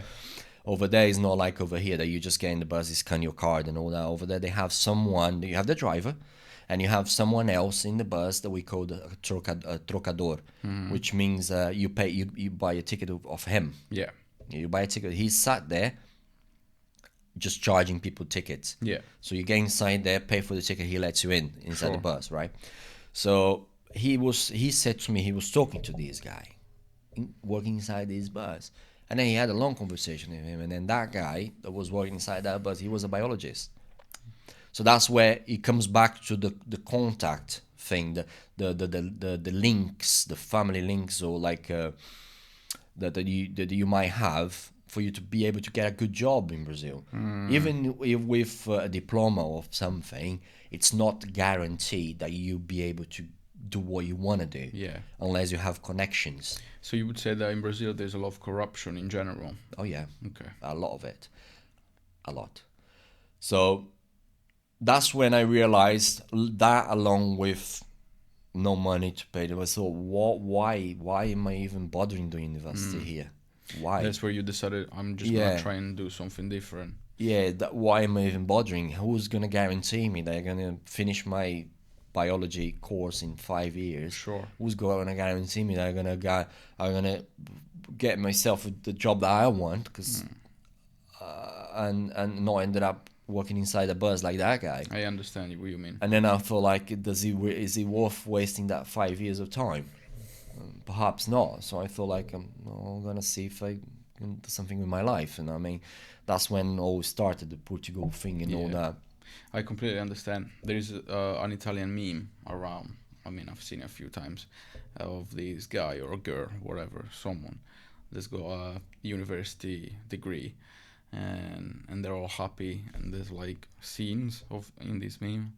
So he's studying, he's getting graduated, and then he's working at a McDonald's. So Yeah. he's pretty much not everywhere, but I completely understand what you're trying to say. Yeah. So you don't want to spend some good part of your life studying if something that it's not 100% sure that you're gonna do it. Yeah. So I decided to give it all up, and at the beginning there was, in Brazil there is an option for you to lock your university course for a certain period of time. So if decided, you can come back and continue it, and I did lock it for I think a year or so. I think the max you could do it was a year, and I kind of locked it, but I never went back. I never went back to it. Yeah. So So yeah, you say you back to the UK now. You arrived in London. So arriving in London, it was already a bit of delay because the bus in Paris was supposed, like, let's say I arrived in Paris today at 5 o'clock evening, yeah, or your afternoon or evening, Yeah. right? And then the bus was supposed to leave around 5:30 to come to London, right? The problem with that was that because the bus from Lisbon to Paris was a bit delayed, and then I kind of missed the bus to come to London, so I have to wait one night in there. It's kind of interesting but bad, and I thought about like I have a lot of time in Paris, Yeah. right? Because the bus was lost not because of me, it was lost because we were late. Yeah. Right. Obviously, they didn't charge me anything for me to come on the next bus to London, but I have to wait a lot of hours in Paris. Sure. So I thought, like, I didn't speak any English, I didn't speak any French, only Portuguese. So I thought, like, oh, maybe I'm not far from Eiffel Tower, that kind of. Let me see if I can go around and see if I can go on the metro. See if I can get the metro and go to the see the city Eiffel, center to see the monuments and stuff. I have a lot of hours to wait here. As soon as I went down on that bus station to the metro station and started looking and all that, I just turned back, straight up. Back there, I sat on the bench and waited. I could not risk it, man. I didn't speak English, I didn't speak French, and I was like, if I get lost here, I'm doomed. I'm gonna live on the streets. Yeah. Can't risk that. Right? So I parked that. So I went to London. So when I arrived in London quite early in the morning. My friend that was here, he gave me his telephone number. Sure. Well, he never told me that you have to put a 0 at the front, like 0 Yeah, 747, yeah. 07. He gave me his telephone number like 77, blah, blah, Yeah. blah. So when I was at Victoria Station in London, I was desperate trying to call him to understand how am I going to Swindon? How can I get to Swindon from here? And I was like, start getting into panic mode, right? Because I was alone, and I was like, and I went to the public telephone Yeah. box, and I start trying to put coins and all that. I start trying to calling him, and that was in 2004, July 2004. I was trying to call him, and the call don't go through, and I'm starting getting in panic and all that. I think this lady saw that, right? Probably English lady. She saw that I was struggling. She started talking to me like blah blah blah blah blah blah blah. I don't know what she's talking about, right? And then she saw that I was holding a piece of paper with a telephone number. Yeah. And then she looked at that. She said, and then she went there and then she called, and then it worked. And then she got a pen and she wrote that 0 in front. She said, "Oh, need to put 0." Probably that's what she said to me. You need to put 0. That's when I realized I need to put the 0 there. I didn't know that, right? So then I called my friend, and then he said like, "Hey, yeah, I'm working. I'll be able to get to the Swindon bus station around 5:00." So okay, that was whole day ahead. Yeah. I'm talking 7:00 in the morning. Then when I called him. Yeah. So okay, so I had some time to queue in London, but I didn't want to queue much time, so I don't lose anything, or don't get late to the place. Problem is, I didn't speak English, and I was alone. But that day I was brave, right? Because English, although I didn't speak, I could read and understand a bit more than French. I understand what you mean. Yeah. So I managed to pay for my luggage to stay in Victoria Station, and I start walking on the streets in London alone, and then taking. Basically, what I did, I was paying attention on the signage, on the signs, the street signs. Yeah. Right. So I managed to go all the way from the Victoria Station to Buckingham Palace, walking on my own there. But I was taking pictures on the way, and then trying to remember the way. I never got into a small alley. I was following the streets, the road and stuff. And I managed to do a bit of sightseeing on my own there. What was your first impression of London? Do you remember that feeling? Different world. Totally different than Spain, Portugal, Italy. At that time, I haven't been in Italy, but it's similar, right? Yeah. But like Spain, Portugal, Spain, France, they pretty much the same. The only thing that changed the language. Yeah. Right? Because the building, everything is very, very similar. When I arrived in London, it was like, this is very, very different than it was like dropping from one planet to another. Like it's just a channel that you cross. It's like it's another. Oh, it's totally different, right? And didn't have much to say at that stage or anything like that. And so when I came back, and then I went to the queue. I start seeing signs for Swindon buses at, let's say, 10, 11 o'clock in the morning, whatever time it was, can't remember. And then I got into this queue to buy the train ticket, and then I didn't know how to speak English, right? So I just got to the till, Swindon place, and then the guy, the bloke probably asked me like a simple question, like single or return. Yeah. And I just, Swindon, please. And then he asked me again something which I didn't understand. Yeah. Like, I believe he said single return. And I was just like, Swindon, please. And then he was like, he literally did this. And then he spoke very slowly. He said, "What language do you speak?" And then I just said, "Portuguese." I understood what he said. Because when I understood the word language. Like language, yeah. So I say Portuguese. And then a Spanish guy came, right? He started talking to me in Spanish, but it's quite similar, right? Yeah. We kind of understand each other. And then he asked me, what do you want? What do you need? I said, I need a ticket to Sweden.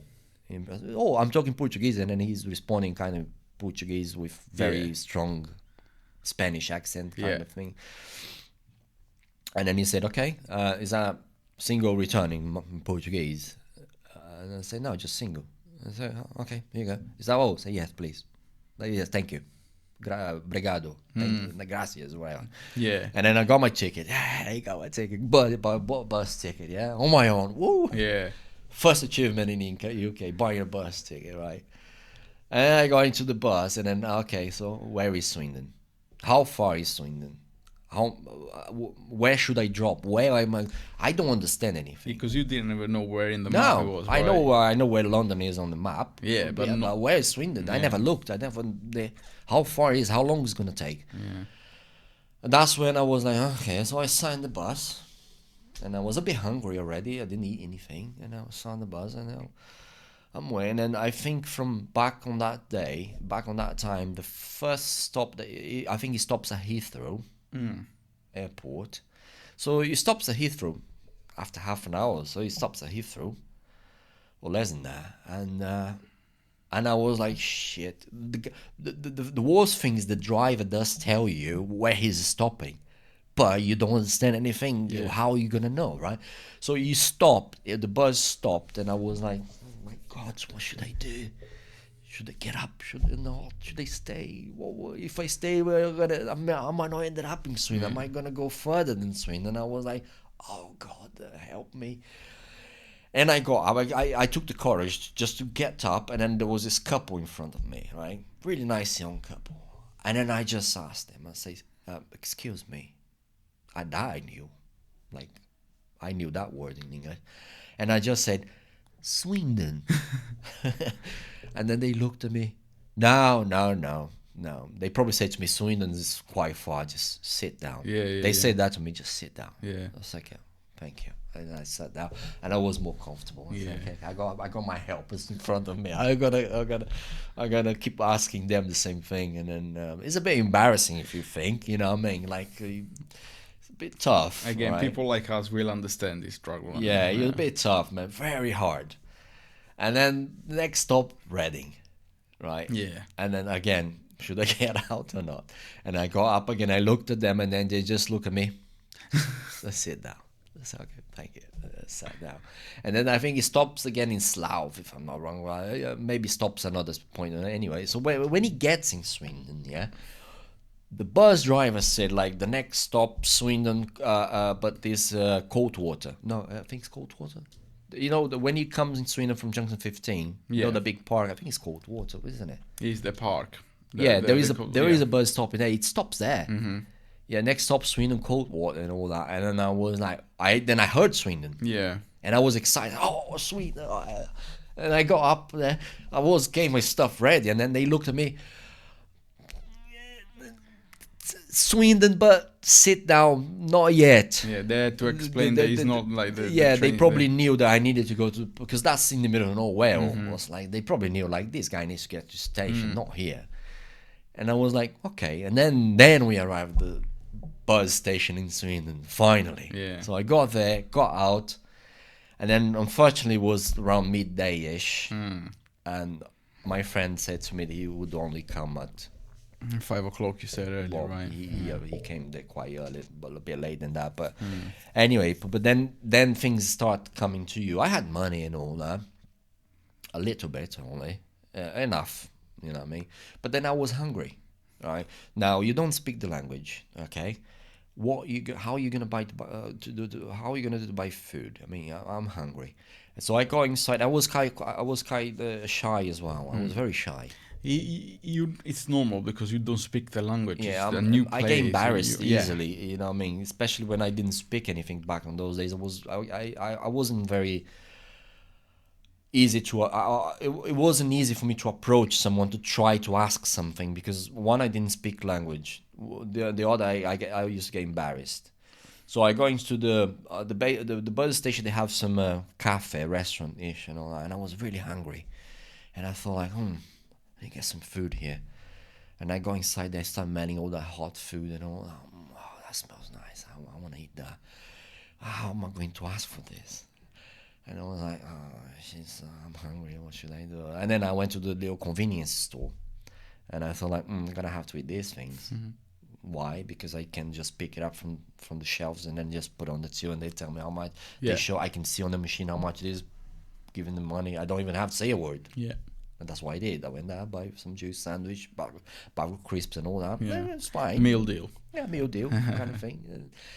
And then I sat there all day waiting, and he turned up and to pick me up, and he dropped me on this house. I thought I was going to stay with him, but he dropped me on this house with a lot of Brazilians that I never met in my life, and then I haven't seen him for ages after that.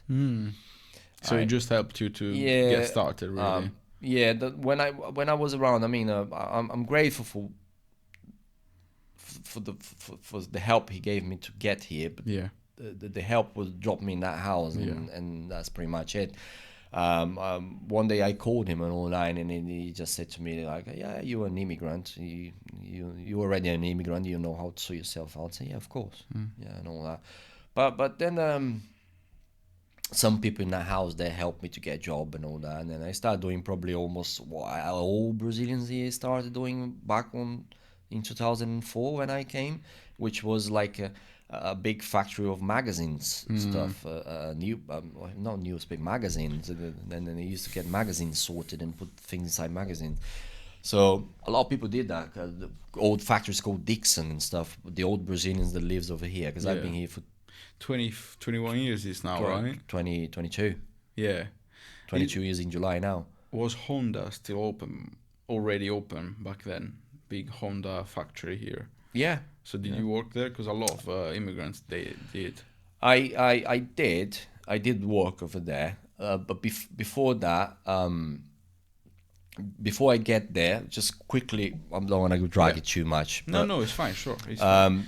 So I got that job, right, inside this. So I was living in this house of this Brazilian people, and then I really, really bonded with kind of a big guy called Douglas, Brazilian guy, really nice bloke, right? And we were kind of fed up of staying on that place, and then we thought like, let's find a place for us. So we rented a room, me and him, in this house in next to the Magic Roundabout. Yeah. Gambia Street. Just for reference, how much was the rent back then, 20 years ago? Oh man, I don't remember. You don't remember? No clue. I remember the house where we used to live after, but that's gonna come in the story in a minute.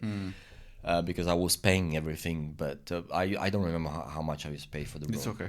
It was just a little thing that I thought about. Yeah, no, I can tell you the house. I'm gonna come to that in a minute, but the room I don't remember. So we rented this room in Gambia Street. I think it was number 4 Gambia Street, Magic Roundabout. Portuguese couple used to live there. Portuguese couple. They were a big part of my life over here.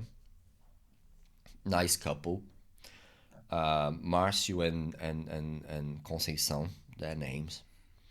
So I used to live with me and Douglas. We lived with them for a little while. Douglas had a wife in Brazil and all that, and then he was kind of very sad over here, and eventually he decided to go back. So that was left on that house with my room and all that. I was okay, but then loneliness came. Although I was living with that couple, yeah, but then I started feeling lonely again. No friends, no that. And guess what? I missed my girlfriend a lot. Of course. I start missing her a lot. The problem is I start calling. I used to go to the back on those days, mobile phones, you couldn't really call Portugal like that. It's very expensive. Right. So I used to buy cards. Okay. Back in 2004, I used to buy cards from the convenience stores. You buy like the call cards. So you just scrape them and then you get code, and then you go to the public telephone, and then that card will give you, let's say, 60 minutes. Yeah, so you can reuse it until you use all your 60 minutes. Yeah. So you can call Brazil, you can call. That's how I used to call my family. Right. So I used to try to call my ex-girlfriend-ish, and she wasn't picking up. You know what I mean? So it was a struggle. Like eventually, she did pick it up and all that, and she was crying. And I said, "Come and stay with me. And then I have a room here. You can stay with me and all that." She said, "Only if you come and pick me up." I said, okay, I have no money to come and pick you up, darling. And she paid for my ticket from Portugal. She said, no, she said on the phone, she said, I remember you today. She said like this, okay, I'll call you in 1 hour. Give me 1 hour. No. And then she called me. She said, write it down. I said, write down what down? Your flight number. And what do you mean, my friend? She booked me a flight. That's I cool. said, you're gonna book. I'm coming with you, but you're gonna come and pick me up. And I did. I went all the way from Swindon to Lisbon, but by plane now, not by bus. Takes too long. London Stansted? Huh? Stansted? No, it was Heathrow. Heathrow. Yeah, it was Heathrow. So Heathrow to Lisbon, and then when I arrived there, she was waiting for me, and then I stayed there for 1 or 2 days with her for sort of a few things, and then we came back together. So we came back together. We stayed all night. See, the problem is, again, it comes the language barrier. When she came over here, I had German passport. Yeah. She didn't. She was legal in Portugal, to live in Portugal. She had documentation to stay in Portugal, like visas and stuff. But to come over here, she needs to come as a tourist. She needs to come as a tourist. So as a tourist, you have to, on the immigration, when you comes in the airport, you have to prove to them that you came as a tourist, like with hotels and things like that. And basically, she said she was coming with boyfriend, which is me, and we're gonna stay. She's gonna stay here just with me for a couple of days. She has hotel booked and all that. Now we had hotel booked and everything, but we were in Heathrow. The hotel was in London somewhere, right? That's where the language barrier comes in, because I had no idea how we would get to that hotel if we wanted to. So we stayed all night, because there wasn't any bus, because that was at night when we arrived over here. There wasn't any bus available, or train or anything available to come to Swindon at that time. So we had to stay all night at Heathrow, but we stayed on the bus area. Luckily, it was hot. It wasn't too cold. It was, I think it was September 24. Yeah. Yeah, September 2004, not 24. September 2004. So we stayed there all night, and then we got the bus in the morning. We came to Swindon and all that, and then that's where we always started. She was illegal to stay here to leave and all that, but we started planning to get married and all that, right? So I was working at that time. I was working in Iceland. I don't know if you know West Swindon. Well, West Swindon. Yeah. Yeah. You know that big Iceland warehouse? I used to live nearby. Yeah. So I worked over there via an agency, I think called Fields Staff. It was the name of the agency. So I was working inside there. My English was terrible, but I had a friend that used to work in there as well, and he kind of helped me with language and all that. So I was working over there, and everything was going okay ish, you know what I mean? I was only making £170 a week. Yeah. She wasn't really working much, but it was a bit easier that because grocery and all that wasn't too expensive. Yeah. But 170 quid a week is quite low, right? But it was a start, and all of a sudden, she's pregnant, and I was like, oh my god. You know that mix of feelings of like happiness with a lot of worrying at the same time. Yeah. And I was like, oh my god. And the worst part was, it was in 2004 this happened. I was at that Iceland place working. One day we turned up to work, me and my friend. And we're agency. We used to meet in a break room on the top of the upstairs somewhere in the building, where the manager used to come and call out our names, tell you where you are, where you're gonna work and all that, right? That day he didn't call our names. And I was like, oh, I wonder why. And then we went there to talk, and then he just turned back and just started walking away. And then we stopped. What about us? Well, my friend said I didn't speak any English. I understood. I was getting there. Yeah. And then he pretty much said that we had no more work. We were agency. We had no more. Did the agency not tell you? You know. And the worst part was I had a pregnant girlfriend. Yeah. I would probably call wife at that stage already, but she was pregnant. I was only earning 170 quid a week, which I wasn't earning anymore because I lost a job. There was no more work. And I was like, oh shit, but there were a lot of opportunities around, I mean, I didn't get in panic that quick. Yeah, she did. I didn't. And then I eventually found a job. It was a sad, happy/sad Christmas, because although I was very happy to be a dad, I mean, I even went to the pub to celebrate. Yeah. But at the same time, you have the worrying about how we gonna raise this child. I mean, we need some good income. Yeah. She wasn't working, and then I found this job in Chippenham somewhere, we used to call it an egg factory. I used to pile lots of eggs. Like eggs used to come in boxes from the from the belts, the conveyor belts and stuff. I used to pack them into the pallets and stuff. That's the job I used to do as well. I told you earlier. Yeah. So I did. I did that over here. I was not working in the egg section, separating the eggs, whatever they do over there. I used to work on the packing area, where the big boxes would come full of eggs already, and I used to separate them by types and stuff, and then put in pallets. Yeah. So they can get distributed to the local supermarkets and stuff. So I worked there for a little while, and then I got this. I applied. I put a application form to work in a Hayden's Bakery, which is in Devizes. So I got accepted, passed the interview and all that. Bit tough but again, it was me and that friend, and he helped me a little bit with the translation and all that. So there was a lot of Brazilians working inside that bakery place. It's called Hayden's Bakery. Well, it used to call Hayden's Bakery. Today is Baklava or something. Baklava dessert, so can't remember the name now. But in the old days, it used to call Hayden's Bakery. About 40 minutes from Swindon. So I used to work there. I used to start 6 o'clock in the morning, finish 6 o'clock in the evening. And worked there for a long time, 7 years, I think. For a long time. I think from 2005, 6 to 5 years maybe. Yeah, I worked till 2010, beginning 11, I think, or something like that. I can't really recall the dates. I'm not really good with dates. Okay. It's fine. Yeah. So I worked a while there, and then the problem is I had to leave because I was diagnosed with occupational asthma. Oh no. What's that? Basically what it is I remember I woke up in the morning, I couldn't breathe. I thought I'm dying. Oh no. Can't breathe. I had to go out and couldn't breathe and all that until it was diagnosed. I was diagnosed with occupational asthma, so I had to use the inhaler and everything. Yeah. And then the doctor said to me, I had to leave the work. I have to leave the job. I can't work in that bakery anymore.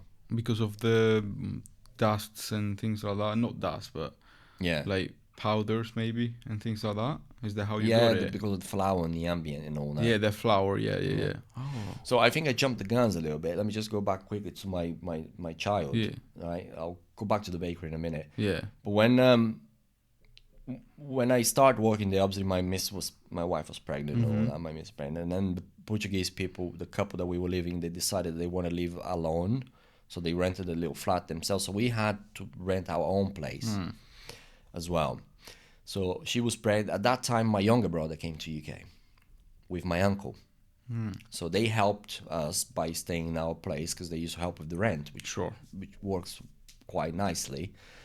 And so we were living in Park North when my daughter was born. And went to just a few months after she was born, we decided that house was quite bad where we were living, Park North. So we decided to leave the house and then rented a house in West Swindon. Not far from where I live today. We rented a house over there. Very nice guy that rented the house for us. But the one we left, right, the experience we had was amazingly terrifying. Not terrifying, but it was like I almost had no money again for the basic needs because of the guy, the bloke that used to rent the place for us, because we paid him a deposit, right? I gave him deposit money. When we left, he was upset he didn't want us to leave, or for some reason, and he never paid me my deposit back, and I needed that deposit. It was only 500 quid, but back on 2005, it was a lot of money. You know what I mean? It was a lot of money. I had a newborn child. I know I had my uncle, my brother, but they had their own things as well. You know what I mean? I couldn't just rely on them. They were not working too much as well. Eventually, they both started working on the bakery as well. We all worked in the bakery. I was there, and I started bringing them all around. You know, but then. And then we rented this place in West Sweden, which was a nice place. And then we were working on this bakery, and then that's when we decided the first time to go to Brazil. Not to go back forever. Holiday-ish. I mean, we had no much money, but we saved some just to make the trip, right? Because grandmother, granddad, they want to see the baby and all that. Especially my Mrs. Mom, my mother-in-law, and her stepfather. They're really nice people. Of course, right? Yes. And then she went ahead first. She went first, and then I went after. In Brazil, we did get married. We got married in Brazil, and then we got her situation, kind of like legalized. I think that's the right word. To be coming back to UK and live. So basically, we had to send our passports to British Embassy in Rio, I think. Yeah. And then she had an entry clearance visa to come back with me. Okay. And then over here, then she could apply to the visa that she has today and to leave and all that. Yeah, like a resident permit card and that kind of thing. Did the getting married thing helped with this? Or no, you have to be married. You have to be married. Okay. Yeah, you have to be married. So, and then we came back, and then she was old legal and all that, and we were living in Crawford Close. That was the name of the road. Very nice landlord, amazing guy. Don't remember his name, but it was really nice. If I see him again, I would probably say like, look, you helped me a lot. Because at that time, when I come back from Brazil, I was skinned. I had no money, but I was PAYE though. I had money coming in because I had holiday, right? Yeah. Things started going in. I didn't get paid much. I was only getting like 230 quid a week, but it was constant money coming in, PAYE and all that. But I had no money because I had to spend a lot of money on bills and stuff, and then holidays and all that. So when the rent was due, I texted him and I said, "Look, can you wait a week?" He was okay. He was cool. He said, "Oh, yeah, that's fine. That's fine." And then that's it. And from there, like just getting on, I had to leave the bakery because of occupational asthma. At that time, my brother was working in the bakery, but he left kind of before me. And then because he did this my brother did this IT course, like networking course from CompTIA, like home studying thing. But he started working for this company, and he was on telecoms. That stuff I was talking to you earlier. Yes. So anyway, he was working over there, and I was still in the bakery. Had the asthma issue and all that. Eventually, one of the nurses at the hospital, because I've been to the hospital to the emergencies 3 times in 2-3 weeks at night. Like during the night was worst. And then she eventually gave me just an inhaler to try it, and then it was like taking off with your hand, like almost like fixing it like instantly. And she said like, you have asthma. That's all it is. You have asthma. And then they said I had to leave the job. So okay, cool. So I started doing taxi in Sweden. Did for a month. I hated every minute on that. How come? Didn't like. Again, I think it's one of those. I don't know these days. So any taxi drivers, please forgive me. I'm not saying that your job is bad. I'm saying it didn't work for me. But at least I'm talking like 2010, 11-ish, right? Back on, it was not good. At least it didn't work for me. You have your own opinions, right? For anything, so for me, it didn't work for the fact that I had to spend many hours inside the taxi, and don't make much money. On Friday, I think I rang my brother. My youngest brother lives here. And I rang him and said to him like, look, it was a month into taxi already. I said to him, look, I don't care what you do or how you're gonna do it. you're gonna help me get to work where you're working at the moment. What are you doing? Yeah. Oh, I don't care. I'm older than you. That's an instruction. I'm giving you an instruction. You're gonna do that for me. He said, okay. You're gonna try. He said, I'm gonna try. On the same day, I had a call from the. Back on that time when my English was okay by then, right? I had a call from the manager of the company called DMN, and then he spoke to me and then he said like, yeah, please come in Monday. Straight I said, away. really? I said, yeah. And that's when my telecoms experience adventure started. And you're still there. I'm still in telecoms to this day. Yeah. So That's many cool. years. So yeah, self-employed now. I was always self-employed, just apart from a small period of time. But yeah, that was me. And then from there, we start building a successful life, working hard. Yeah. You know, my wife eventually got everything that she needed to live over here. Yeah. We had Isabella. We have another boy, Isaac, which you Yeah. know. And I feel like old. Isabella's gonna turn 20 this year. Is she Yeah. here in the UK? Well, she's actually in the Philippines Oh, okay. now. She's coming Okay. back today or tomorrow. Yeah, she's gonna arrive back in London tomorrow. What, She for was in holiday? Philippines, like a church kind of work Okay. experience thing, which is very interesting for her. And yeah, and my wife, she became a nurse. She decided to do some studying, and all that. She's actually a nurse. She works for Great Western Hospital. She works for NHS, and she has her own private clinic, aesthetics clinic. And yeah, we're fighting it every day now. You know? I mean, we fight. We had a lot of ups and downs. It was a lot of struggles at the beginning with language, with money. Like first house where I used to live, and I mean, all our utensils, like plates and Yeah. and mugs and all that, the cheapest you could get, course. like the ones that you bite till it breaks. Yeah, of That course. kind of thing. You know, what I mean, to start with, it was a big hill to climb, big massive mountain that we had to climb. Not easy, very very hard. But I would say for everyone that's gonna watch this, that it doesn't matter where you're from, who you are. If you stick to your plans, if you work hard, don't try to take anything that's not yours.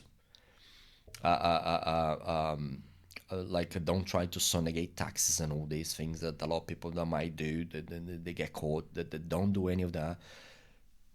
Play by the rules, follow the rules, learn the language, which is one of the most important things I think for an immigrant that comes to UK, is learning English. Is the first thing that you gotta do. I agree. Otherwise, you always gonna be stuck on jobs that don't pay that much, and you literally gonna struggle without help.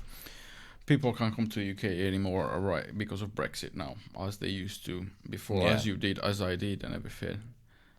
But maybe this suggestion that you gave can be applied for anyone that's trying to go Yeah, anywhere, definitely. really. Like Definitely. if you're going to Spain and you don't know the language, learn Spanish. If you're going to Yeah. Brazil, whatever, if you're going to Germany, I agree with you about the language thing.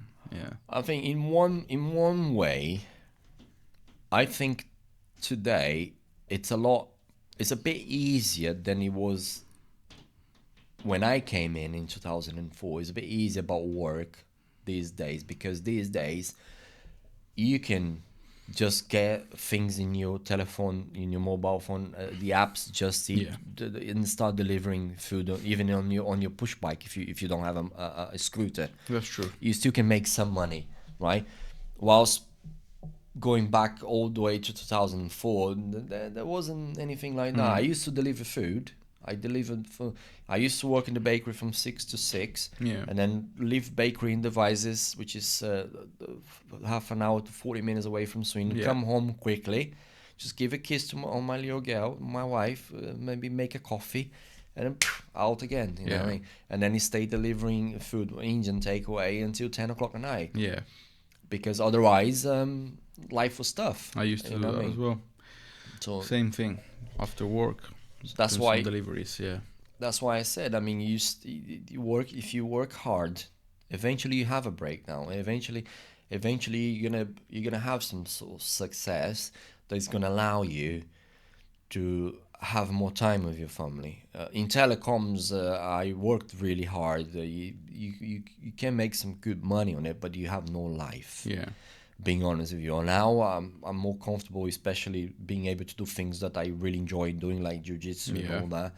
But back in 2010, 11, 12, until 2018, I wasn't able to do any of that because I used to travel a lot, Yeah. like 1,000 miles plus a week, and I used to have to stay out in hotels every now and then. Sometimes I used to stay a whole week away and just come home the weekends. And one other biggest thing I think is hard for people outsiders, it's a family. Yeah. Not family that is here with you, family that you live back Yeah. home. Like in 2018, my mom fell really ill and all that. And she ended up passing away. I'm sorry It to was hear. really, really tough time. Unfortunately, when we got the call, it was, I don't know if you remember Beast from the East. A lot of snow around. Beast from the East, when we had a lot of snow in 2018. No, I don't Anyway, remember. it was around that time we had a call that my mum was really ill, and then she went to the hospital. She was in a hospital, and talking to my dad and then my auntie, her sister, and all that, and it was really serious. And then me and my brother, we bought like urgent tickets to go to Brazil. Yeah. Like we bought today to go next after tomorrow. Yeah. That kind of thing. You know what I mean? We didn't care how much we paid. We just went for it. Yeah. There's When we got there, we went straight to the hospital. She was in coma. I was not able to see her awake anymore. Yeah. So that is probably one of the toughest thing that an outsider can go through.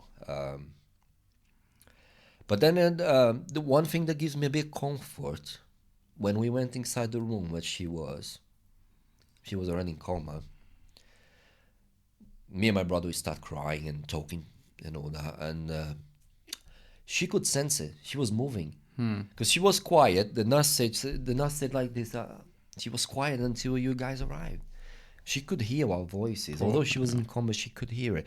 So the only thing that gives me a little bit of comfort that was not there for her is knowing that she died knowing that we were there. She didn't die that day though. Yeah. She died a few days after that. But I haven't seen her awake. You know what I mean? She was already. And one day we just arrived there in the morning, and she was gone. She was gone. She was still in bed and everything. And then we got there, and then my dad just looked at me, and then I look at my dad, and my dad said, "She's dead." And then I was like, "It looks like it," and all that. And then the nurse came, and then she said, like, "Yeah, unfortunately, she passed away." We tried to call, but the numbers didn't work, and I didn't get it very much. I mean, they were nice and all that, but I think they kind of messed it up a little bit there, because we did see her already dead, kind of thing. Her heart was still beating, but it was just like at the end. They were just waiting for to go completely. So, like I said, it was really tough. I think this is one of the worst parts of being an outsider. It's like your family that you leave behind. Like Brazil is a long way from here. Yeah. It's not too close. And then my kids were born here, and my mom didn't had much interaction and contact with my kids, so there was not much of that granddad, grandfather, or grandfather, grandmother things with the child, with the kid, and I kind of feel sorry for that. You know what I mean? Not just for my mum and dad, but for my kids as well. Yeah. You know what I mean? But unfortunately, it is what it is. You know what I mean? I can't change that anymore. It's too late for that. Yeah. Don't know if I would be able to change if even if I wanted to. But yeah, the comfort for me is that I know she heard us. I know she could hear me and my brother. Unfortunately, my brother from America could not make it, but we were there. When yeah, it was really really really sad. Yeah, I get you. My mom was in a coma for 10 years as well. Uh, so I totally get what you're saying. Yeah, it's I tough, man. understand. It's tough, really tough, really And really this tough. thing that you said that she will probably hurt you and not. Some people say, "Oh no, they can't hear." Some people say they definitely can hear. And I think it's important. I think the important thing is what you think as well. If you feel like she could feel you guys there because you saw her movements and this and that, that means that it could well probably be true. You know, my grandfather, I didn't see my mom for many years because I couldn't bring myself to go and see her because after a long time they also change and I couldn't bring myself to go and visit her there that often. Yeah, I'm kind of sorry about that, but it's really hard, as you can probably imagine. But my grandfather used to say that she could like react to movements, like he used to grab her hand and she could move. Yeah, for 10 years. yeah, That's tough, 10 years. man. Yeah, that's why I came here because she fell in a coma as well, and I kind of was on my own in Sardinia. I have all my family, but like you said earlier, I I couldn't stay with them like and be a burden. I had to go for my own life, Yeah, and yeah. you know, Italy there's not much job, so this is why I'm doing this podcast because you see the connection there is with people and that. Yeah, there is. Everyone's got a story, and The thing is, a lot of people, especially in Brazil, they think that you live in UK and all that, and then you live in paradise. yeah, And my wife, for a good time, she was a cleaner. She's a nurse today, but she was a cleaner. yeah, She started from the bottom, like probably everyone. yeah, You know what I mean? And she eventually she started like earning like 30 quid a week, and then she used to take my little girl, like cold. It was very cold. She used to take our daughter on the trolley and get into a bus. She didn't drive. Get into a bus, go to somewhere to clean with the kid, and to bring home 30 quid a week. That used to drive me crazy. yeah, But she was there. She said she needed to get out of the house to do something. sure, And then eventually she started building up from there, and then she got client here, client there, and then eventually she had a small cleaning business with many clients. And she got driving license and started working from there. And I remember it was so funny.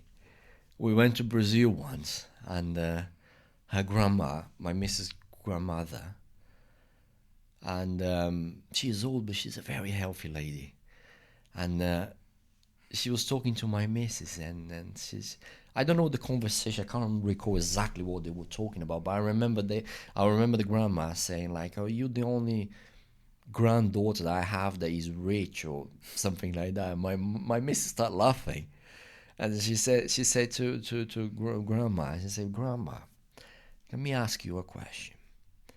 Tell me which one of your granddaughters here in Brazil cleans toilets. Tell me which one of your granddaughters do any cleaning for the sake of it, like do any cleaning as a job." yeah, No one. That's why I do over there, grandmother. Do you know what I mean? So they don't see the whole picture. People that lives in Brazil, they think it's paradise. yeah, Well, it can be, but you have to fight for it. yeah. You have to work hard. Yeah. Yeah, So they think like, oh, you're there, you earn big money in British pound to Brazilian real. Yeah, it's a lot. Well, it is, but you have to work a lot for that. You know yeah. what I mean? It's not like you arrive here. Yeah. There you go. Here's a nice job. Here's nice. Yeah, you're not gonna wage get and over that. here and start earning 300 quid a day. Yeah. That kind of, do you know what I mean? You have to work really hard. I mean, at the end of the day, you know what I mean? Like I said to you, I mean, if you work hard for it, you achieve it. You will eventually. Yeah, there is the chance here to do it. Yeah. The only thing I would say is just don't give up. You know what I mean? And don't do anything wrong. Because I like my things always right. Yeah. Like I like to get on my bed at night, put my head to rest, lay down, rest, knowing that I'm not gonna have anyone knocking on my door because of something I did wrong. Yeah. Do you know what I mean? I like to follow by the rules. I'm the same. You know what I mean? I know that sometimes it's a bit tough. I'm not gonna lie, but if you want to make UK your home, you have to live by the rules. There's no other way around it. And if you do live by the rules, you will succeed. You will just pay need to back, right? Yeah, you will pay up. You will, yeah. You just need to don't give up. You Yeah. know what I mean, and concentrate on what you're after and what you want to do. Yeah. Listen, Junior, we have hit I was gonna try and keep it a little bit shorter, but I didn't, because it was an amazing story. But I still have a few questions for you, but maybe you can come back another time as well. But I want to ask you about the Jiu-Jitsu thing, part of the story, because Brazilian Jiu-Jitsu, which is a sport that me and you practice, that's how we know each other, is founded in Brazil. Did you know this sport before you came here to the UK? Have you ever practiced it in Brazil? Is it known? Where you from? What can you tell me about it? Or did you just like started here? So I knew about Jiu-Jitsu. Yeah, Jiu-Jitsu, it's a well-known sport in Brazil, but we never had any Jiu-Jitsu in my town, right? And but Jiu-Jitsu was never a sport that I was interested in. Never. I never crossed my mind. Jiu-Jitsu, never. Right. I never liked it. In Brazil, people even say like, Jiu-Jitsu, start hugging each other on the floor. Two blokes is hugging each other on the floor, that kind of thing. You know what I mean? They were like finding it kind of strange and all that. And but yeah, he came from the Gracies and all that. If you Google everything, you'll find a lot of history about that. I only found out about the whole history about Jiu-Jitsu after I started practicing because I researched it. Of course. But before then, all I knew is Jiu-Jitsu, what it is, pretty much, like the grappling and stuff. And what made me, I started over here. Like I said to you, before 2018, I had no time. So Jiu-Jitsu never crossed my mind. No sport ever crossed my mind. You didn't have the time. I used to play football every now and then, but never. I could never commit myself to do any sort of thing that I'm doing today, like Jiu-Jitsu, right? It always started with my boy, my Isaac. I used to take Isaac to martial arts in another club in Sweden, which he started feeling a bit boring. He was a bit more like, I used to get Isaac, say, Isaac, it's time to martial arts, and he was like, do I really need to go? Do you know what I mean? And I was like, without naming the club, what kind of martial art was this? Mixed martial arts. Right. Okay. Yeah. So mixed martial arts, and so he was getting a bit bored. They're great people, don't take me wrong. They're great people and all that. I had no complaints with them and all that. But Isaac was just not enjoying anymore, right? So that's when we have some friends that were doing Jiu-Jitsu with the old Gracie Bar, with Professor Pat. Yeah. And they start talking to us we were dining together, and then they start talking about Jiu-Jitsu. My boy Isaac was there, and then he said like, I want to do it. And I remember I took Isaac for a trial. Yeah. And then that's when I met Professor Pat. He wasn't really the most approachable person. He's a nice guy, don't take me wrong. Ooh, I don't know what he's gonna do to you. Yeah, no, let's see, like he's gonna choke me out there. But yeah, he was a bit like. I remember saying to him, "You must be Pat." And he looked at me like, "Yes." Yeah, I brought my son to do a trial. Yeah, it's okay. Just put him on the mat. Yeah. Just like that, very dry. I thought, okay. And so Isaac did his trial, and then he loved it. He did it with one kid over there, which I haven't seen him in a while, to be honest. But he loved it because he did the drop down Siniaki, all those things. So Isaac started dropping this kid around. Obviously, he was a big kid, but he was actually rolling, and then like if Isaac was throwing him and all that. He fell in love with Isaac, and then I was like, and then he kept asking me, Dad, I want to join. I said, yeah, you still have the martial arts, so I have to give him a notice over there and all that, so a month notice. And it was quite expensive comparing to Jiu-Jitsu as well. Jiu-Jitsu is cheaper and all that. So then eventually put Isaac on Jiu-Jitsu. So he started doing Jiu-Jitsu. Until then, You didn't me, care. don't care about it. Don't care about it. So I used to then I started watching the classes, or the Jiu-Jitsu class. I used to sat there on that ring, remember? I used to sit there on that ring and watching the class and all that. And I remember looking at it from another perspective. Yeah. Because I was not grown, but I was always being told Jiu-Jitsu like two blokes hanging on the floor. Yeah. That's what they say. That's what Brazilian talks about. Two blokes hanging on the floor. My girlfriend's the same. Yeah, just two blokes hanging on the floor, two gays, Yeah. whatever it is. And then that's what like trying to make fun and all that. And then I start looking at the drills. I start paying attention to the sections that Isaac was running. Yeah. You know, when someone is on mount, you have to lock the leg here, and then make sure you hold this arm here so you can breathe. Yeah. And then you start thinking like, it's not just some two guys rolling on the floor like that. You know, there's a lot more to it. Then I start getting more interested about it. And then I thought like, I'm gonna join. Didn't say anything to anyone. I didn't do any trial. And then I just said to my wife, I'm gonna join this. And she said like, are you sure? You're gonna get yourself hurt or something? I said, no, I'm gonna join. Yeah, here you go. It did become true. Yeah, it did become true. That was my wife's problem. And then I said like, no, I wanna try. I wanna go for it. But then I didn't do the trial. I didn't do the trial. The funny thing is, I bought my gear, which came on the size that didn't really fit me well, so I had to send it back. So I had to wait for an hour. So I subscribed myself to the Jiu-Jitsu. Yeah. And I remember I was going to start, and then my dad had some heart problems, and he had to go through a bypass surgery. Right. So I had to go to Brazil. So I went to Brazil. I stayed a couple of weeks with my dad after his surgery, and then my brother came after. My youngest brother that lives here. He came after me. He stayed for a couple of weeks, and I came back. So I started Jiu-Jitsu when I came back. My dad is all fine, by the way. So, and then I started Jiu-Jitsu when I came back. It was a very hot day. I remember my first day, man, seriously. And I joined it without any trial. And I remember, I thought it was easy. I thought like this is easy. And I remember just the warm-up killed me. And then after class, I remember getting home, and then I sat on my sofa and I couldn't get up. Tired, right? Tired. I never did any exercise in my life as hard as that. Obviously, my body's used to it now. Yeah. But the first time, my God, I was like, Jesus Christ.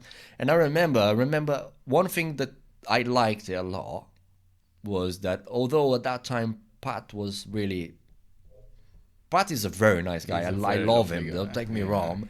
But at that time, like what was really nice is at the end of class, then you shake hands and I really love that. She shook my hand and then he tapped on my back. He said, "Finally, nice. What did he say to me? I remember. He said like, "Oh, very nice to see you on the mat finally," or something like. Because he kept asking me to come. Sure, of course, yeah. You know what I mean? And then I'm there since that. I mean, I loved it. I mean, Did this bring your relationship with Isaac? Are you guys closer as well together now, as a father and son relationship? See, Isaac is a bit strange. Me and Isaac, when he was younger, I used to have to put him for shower. Mom was at work and stuff, and we always used to fight at home, even before Jiu-Jitsu. Yeah. Isaac loved fighting with me. Okay. Like wrestling at home and all that. And then yeah, I mean, we were always very, very close, me and Isaac. Jiu-Jitsu definitely, especially now that he's growing. Yeah.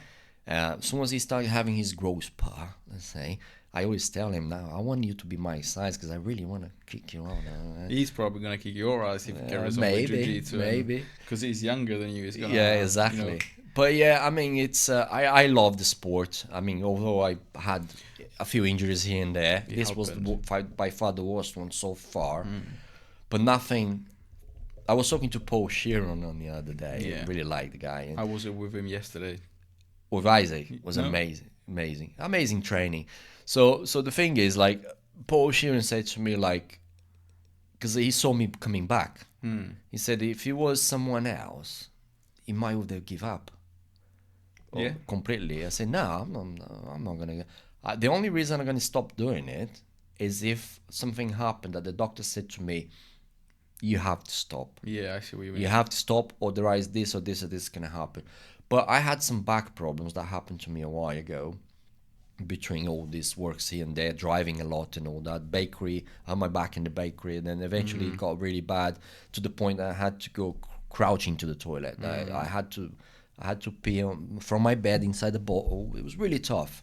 So when I joined Jiu-Jitsu, that was one thing I was really worried about my back. Yeah. Like, oh, if I get hurt and all that. Surprisingly, every now and then before I used to wake up and have some back pain and all that. I have nothing. He fixed the problem. Yeah. What is in your opinion, the hardest belt to get?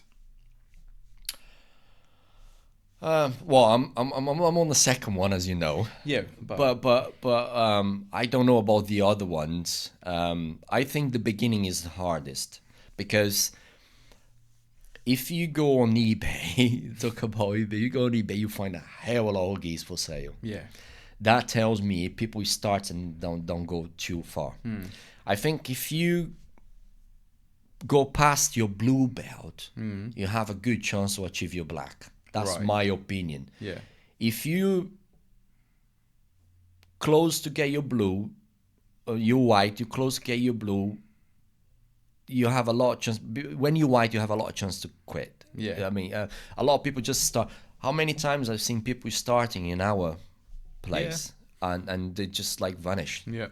Many people I've seen coming in and just disappear. Yeah. It's not for everyone, but it's definitely something that I'll recommend everybody to give it a Should go. try, yeah. And I see many videos on the internet of these famous people and podcasters and whatnot saying that the hardest belt is obviously there's white, blue, purple, brown, black, and then it can go on to coral and that. But they said it's the white.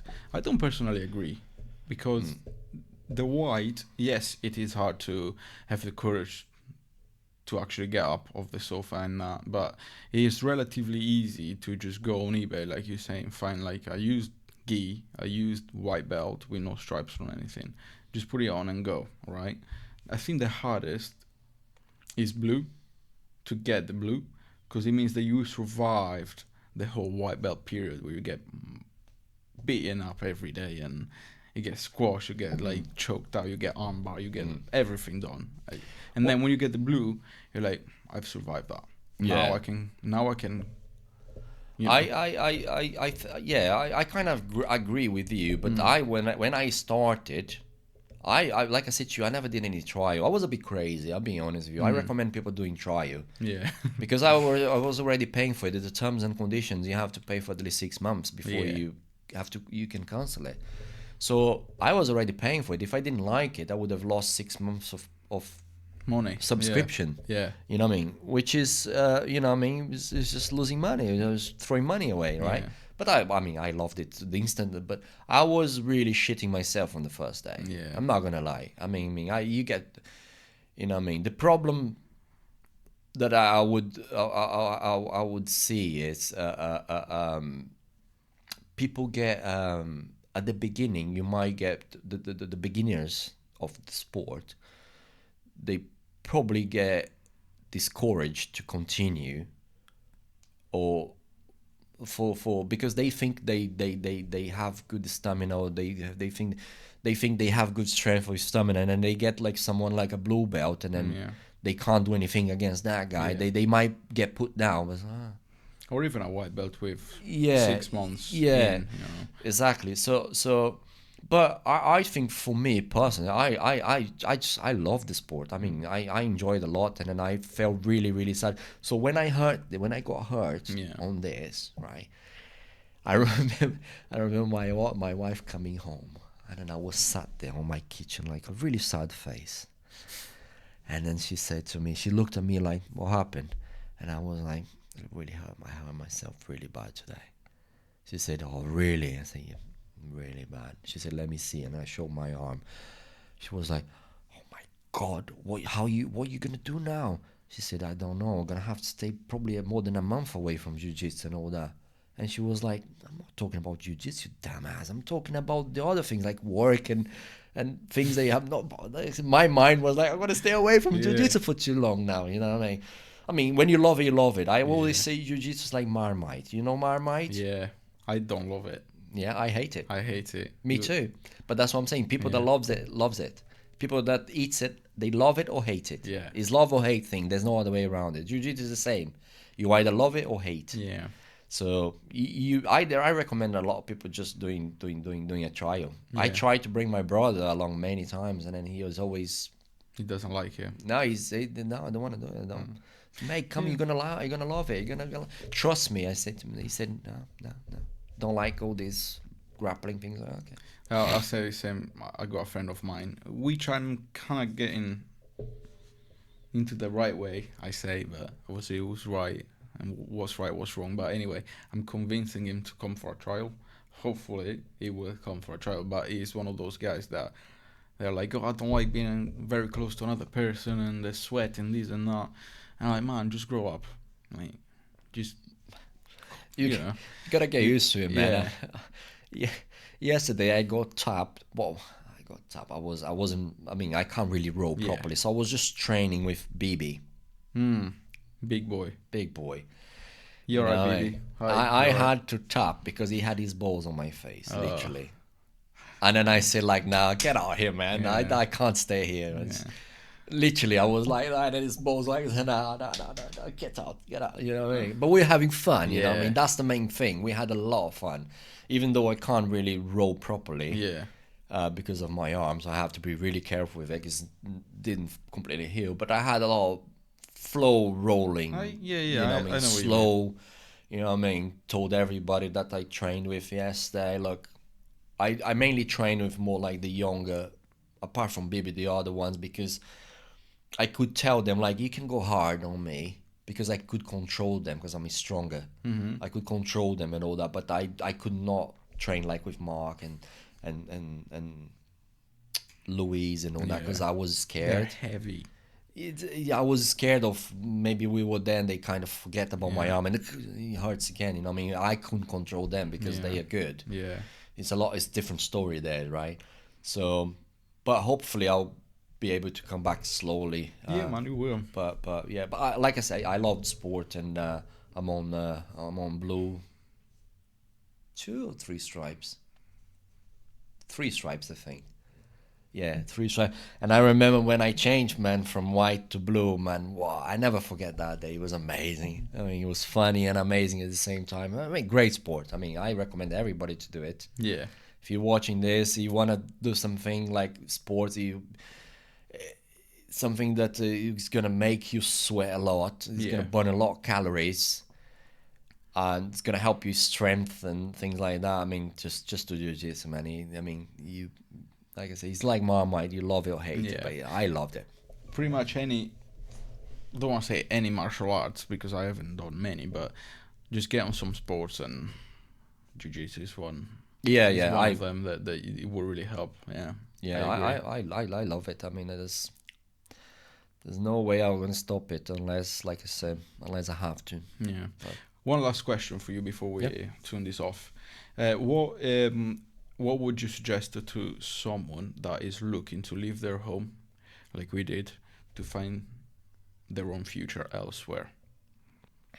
First, if you come, depending what country you're going to, that you decide to go to, you have to have at least basic understanding of the language of that country, whatever you're going to, because it's one of the most important skills for me that I see. Like, for example, I know a lot of people that left Brazil to go to Italy. Yeah, it's very, very important to know a little bit of the language, otherwise you struggle. You come to UK, I'm not saying be fluent on it, I'm saying basic stuff. really basic, where you'll be able to go to a coffee shop and buy a coffee. Things like that. You'll be able to go to a pub and buy a pint of beer. You know what I mean? Or buy some food.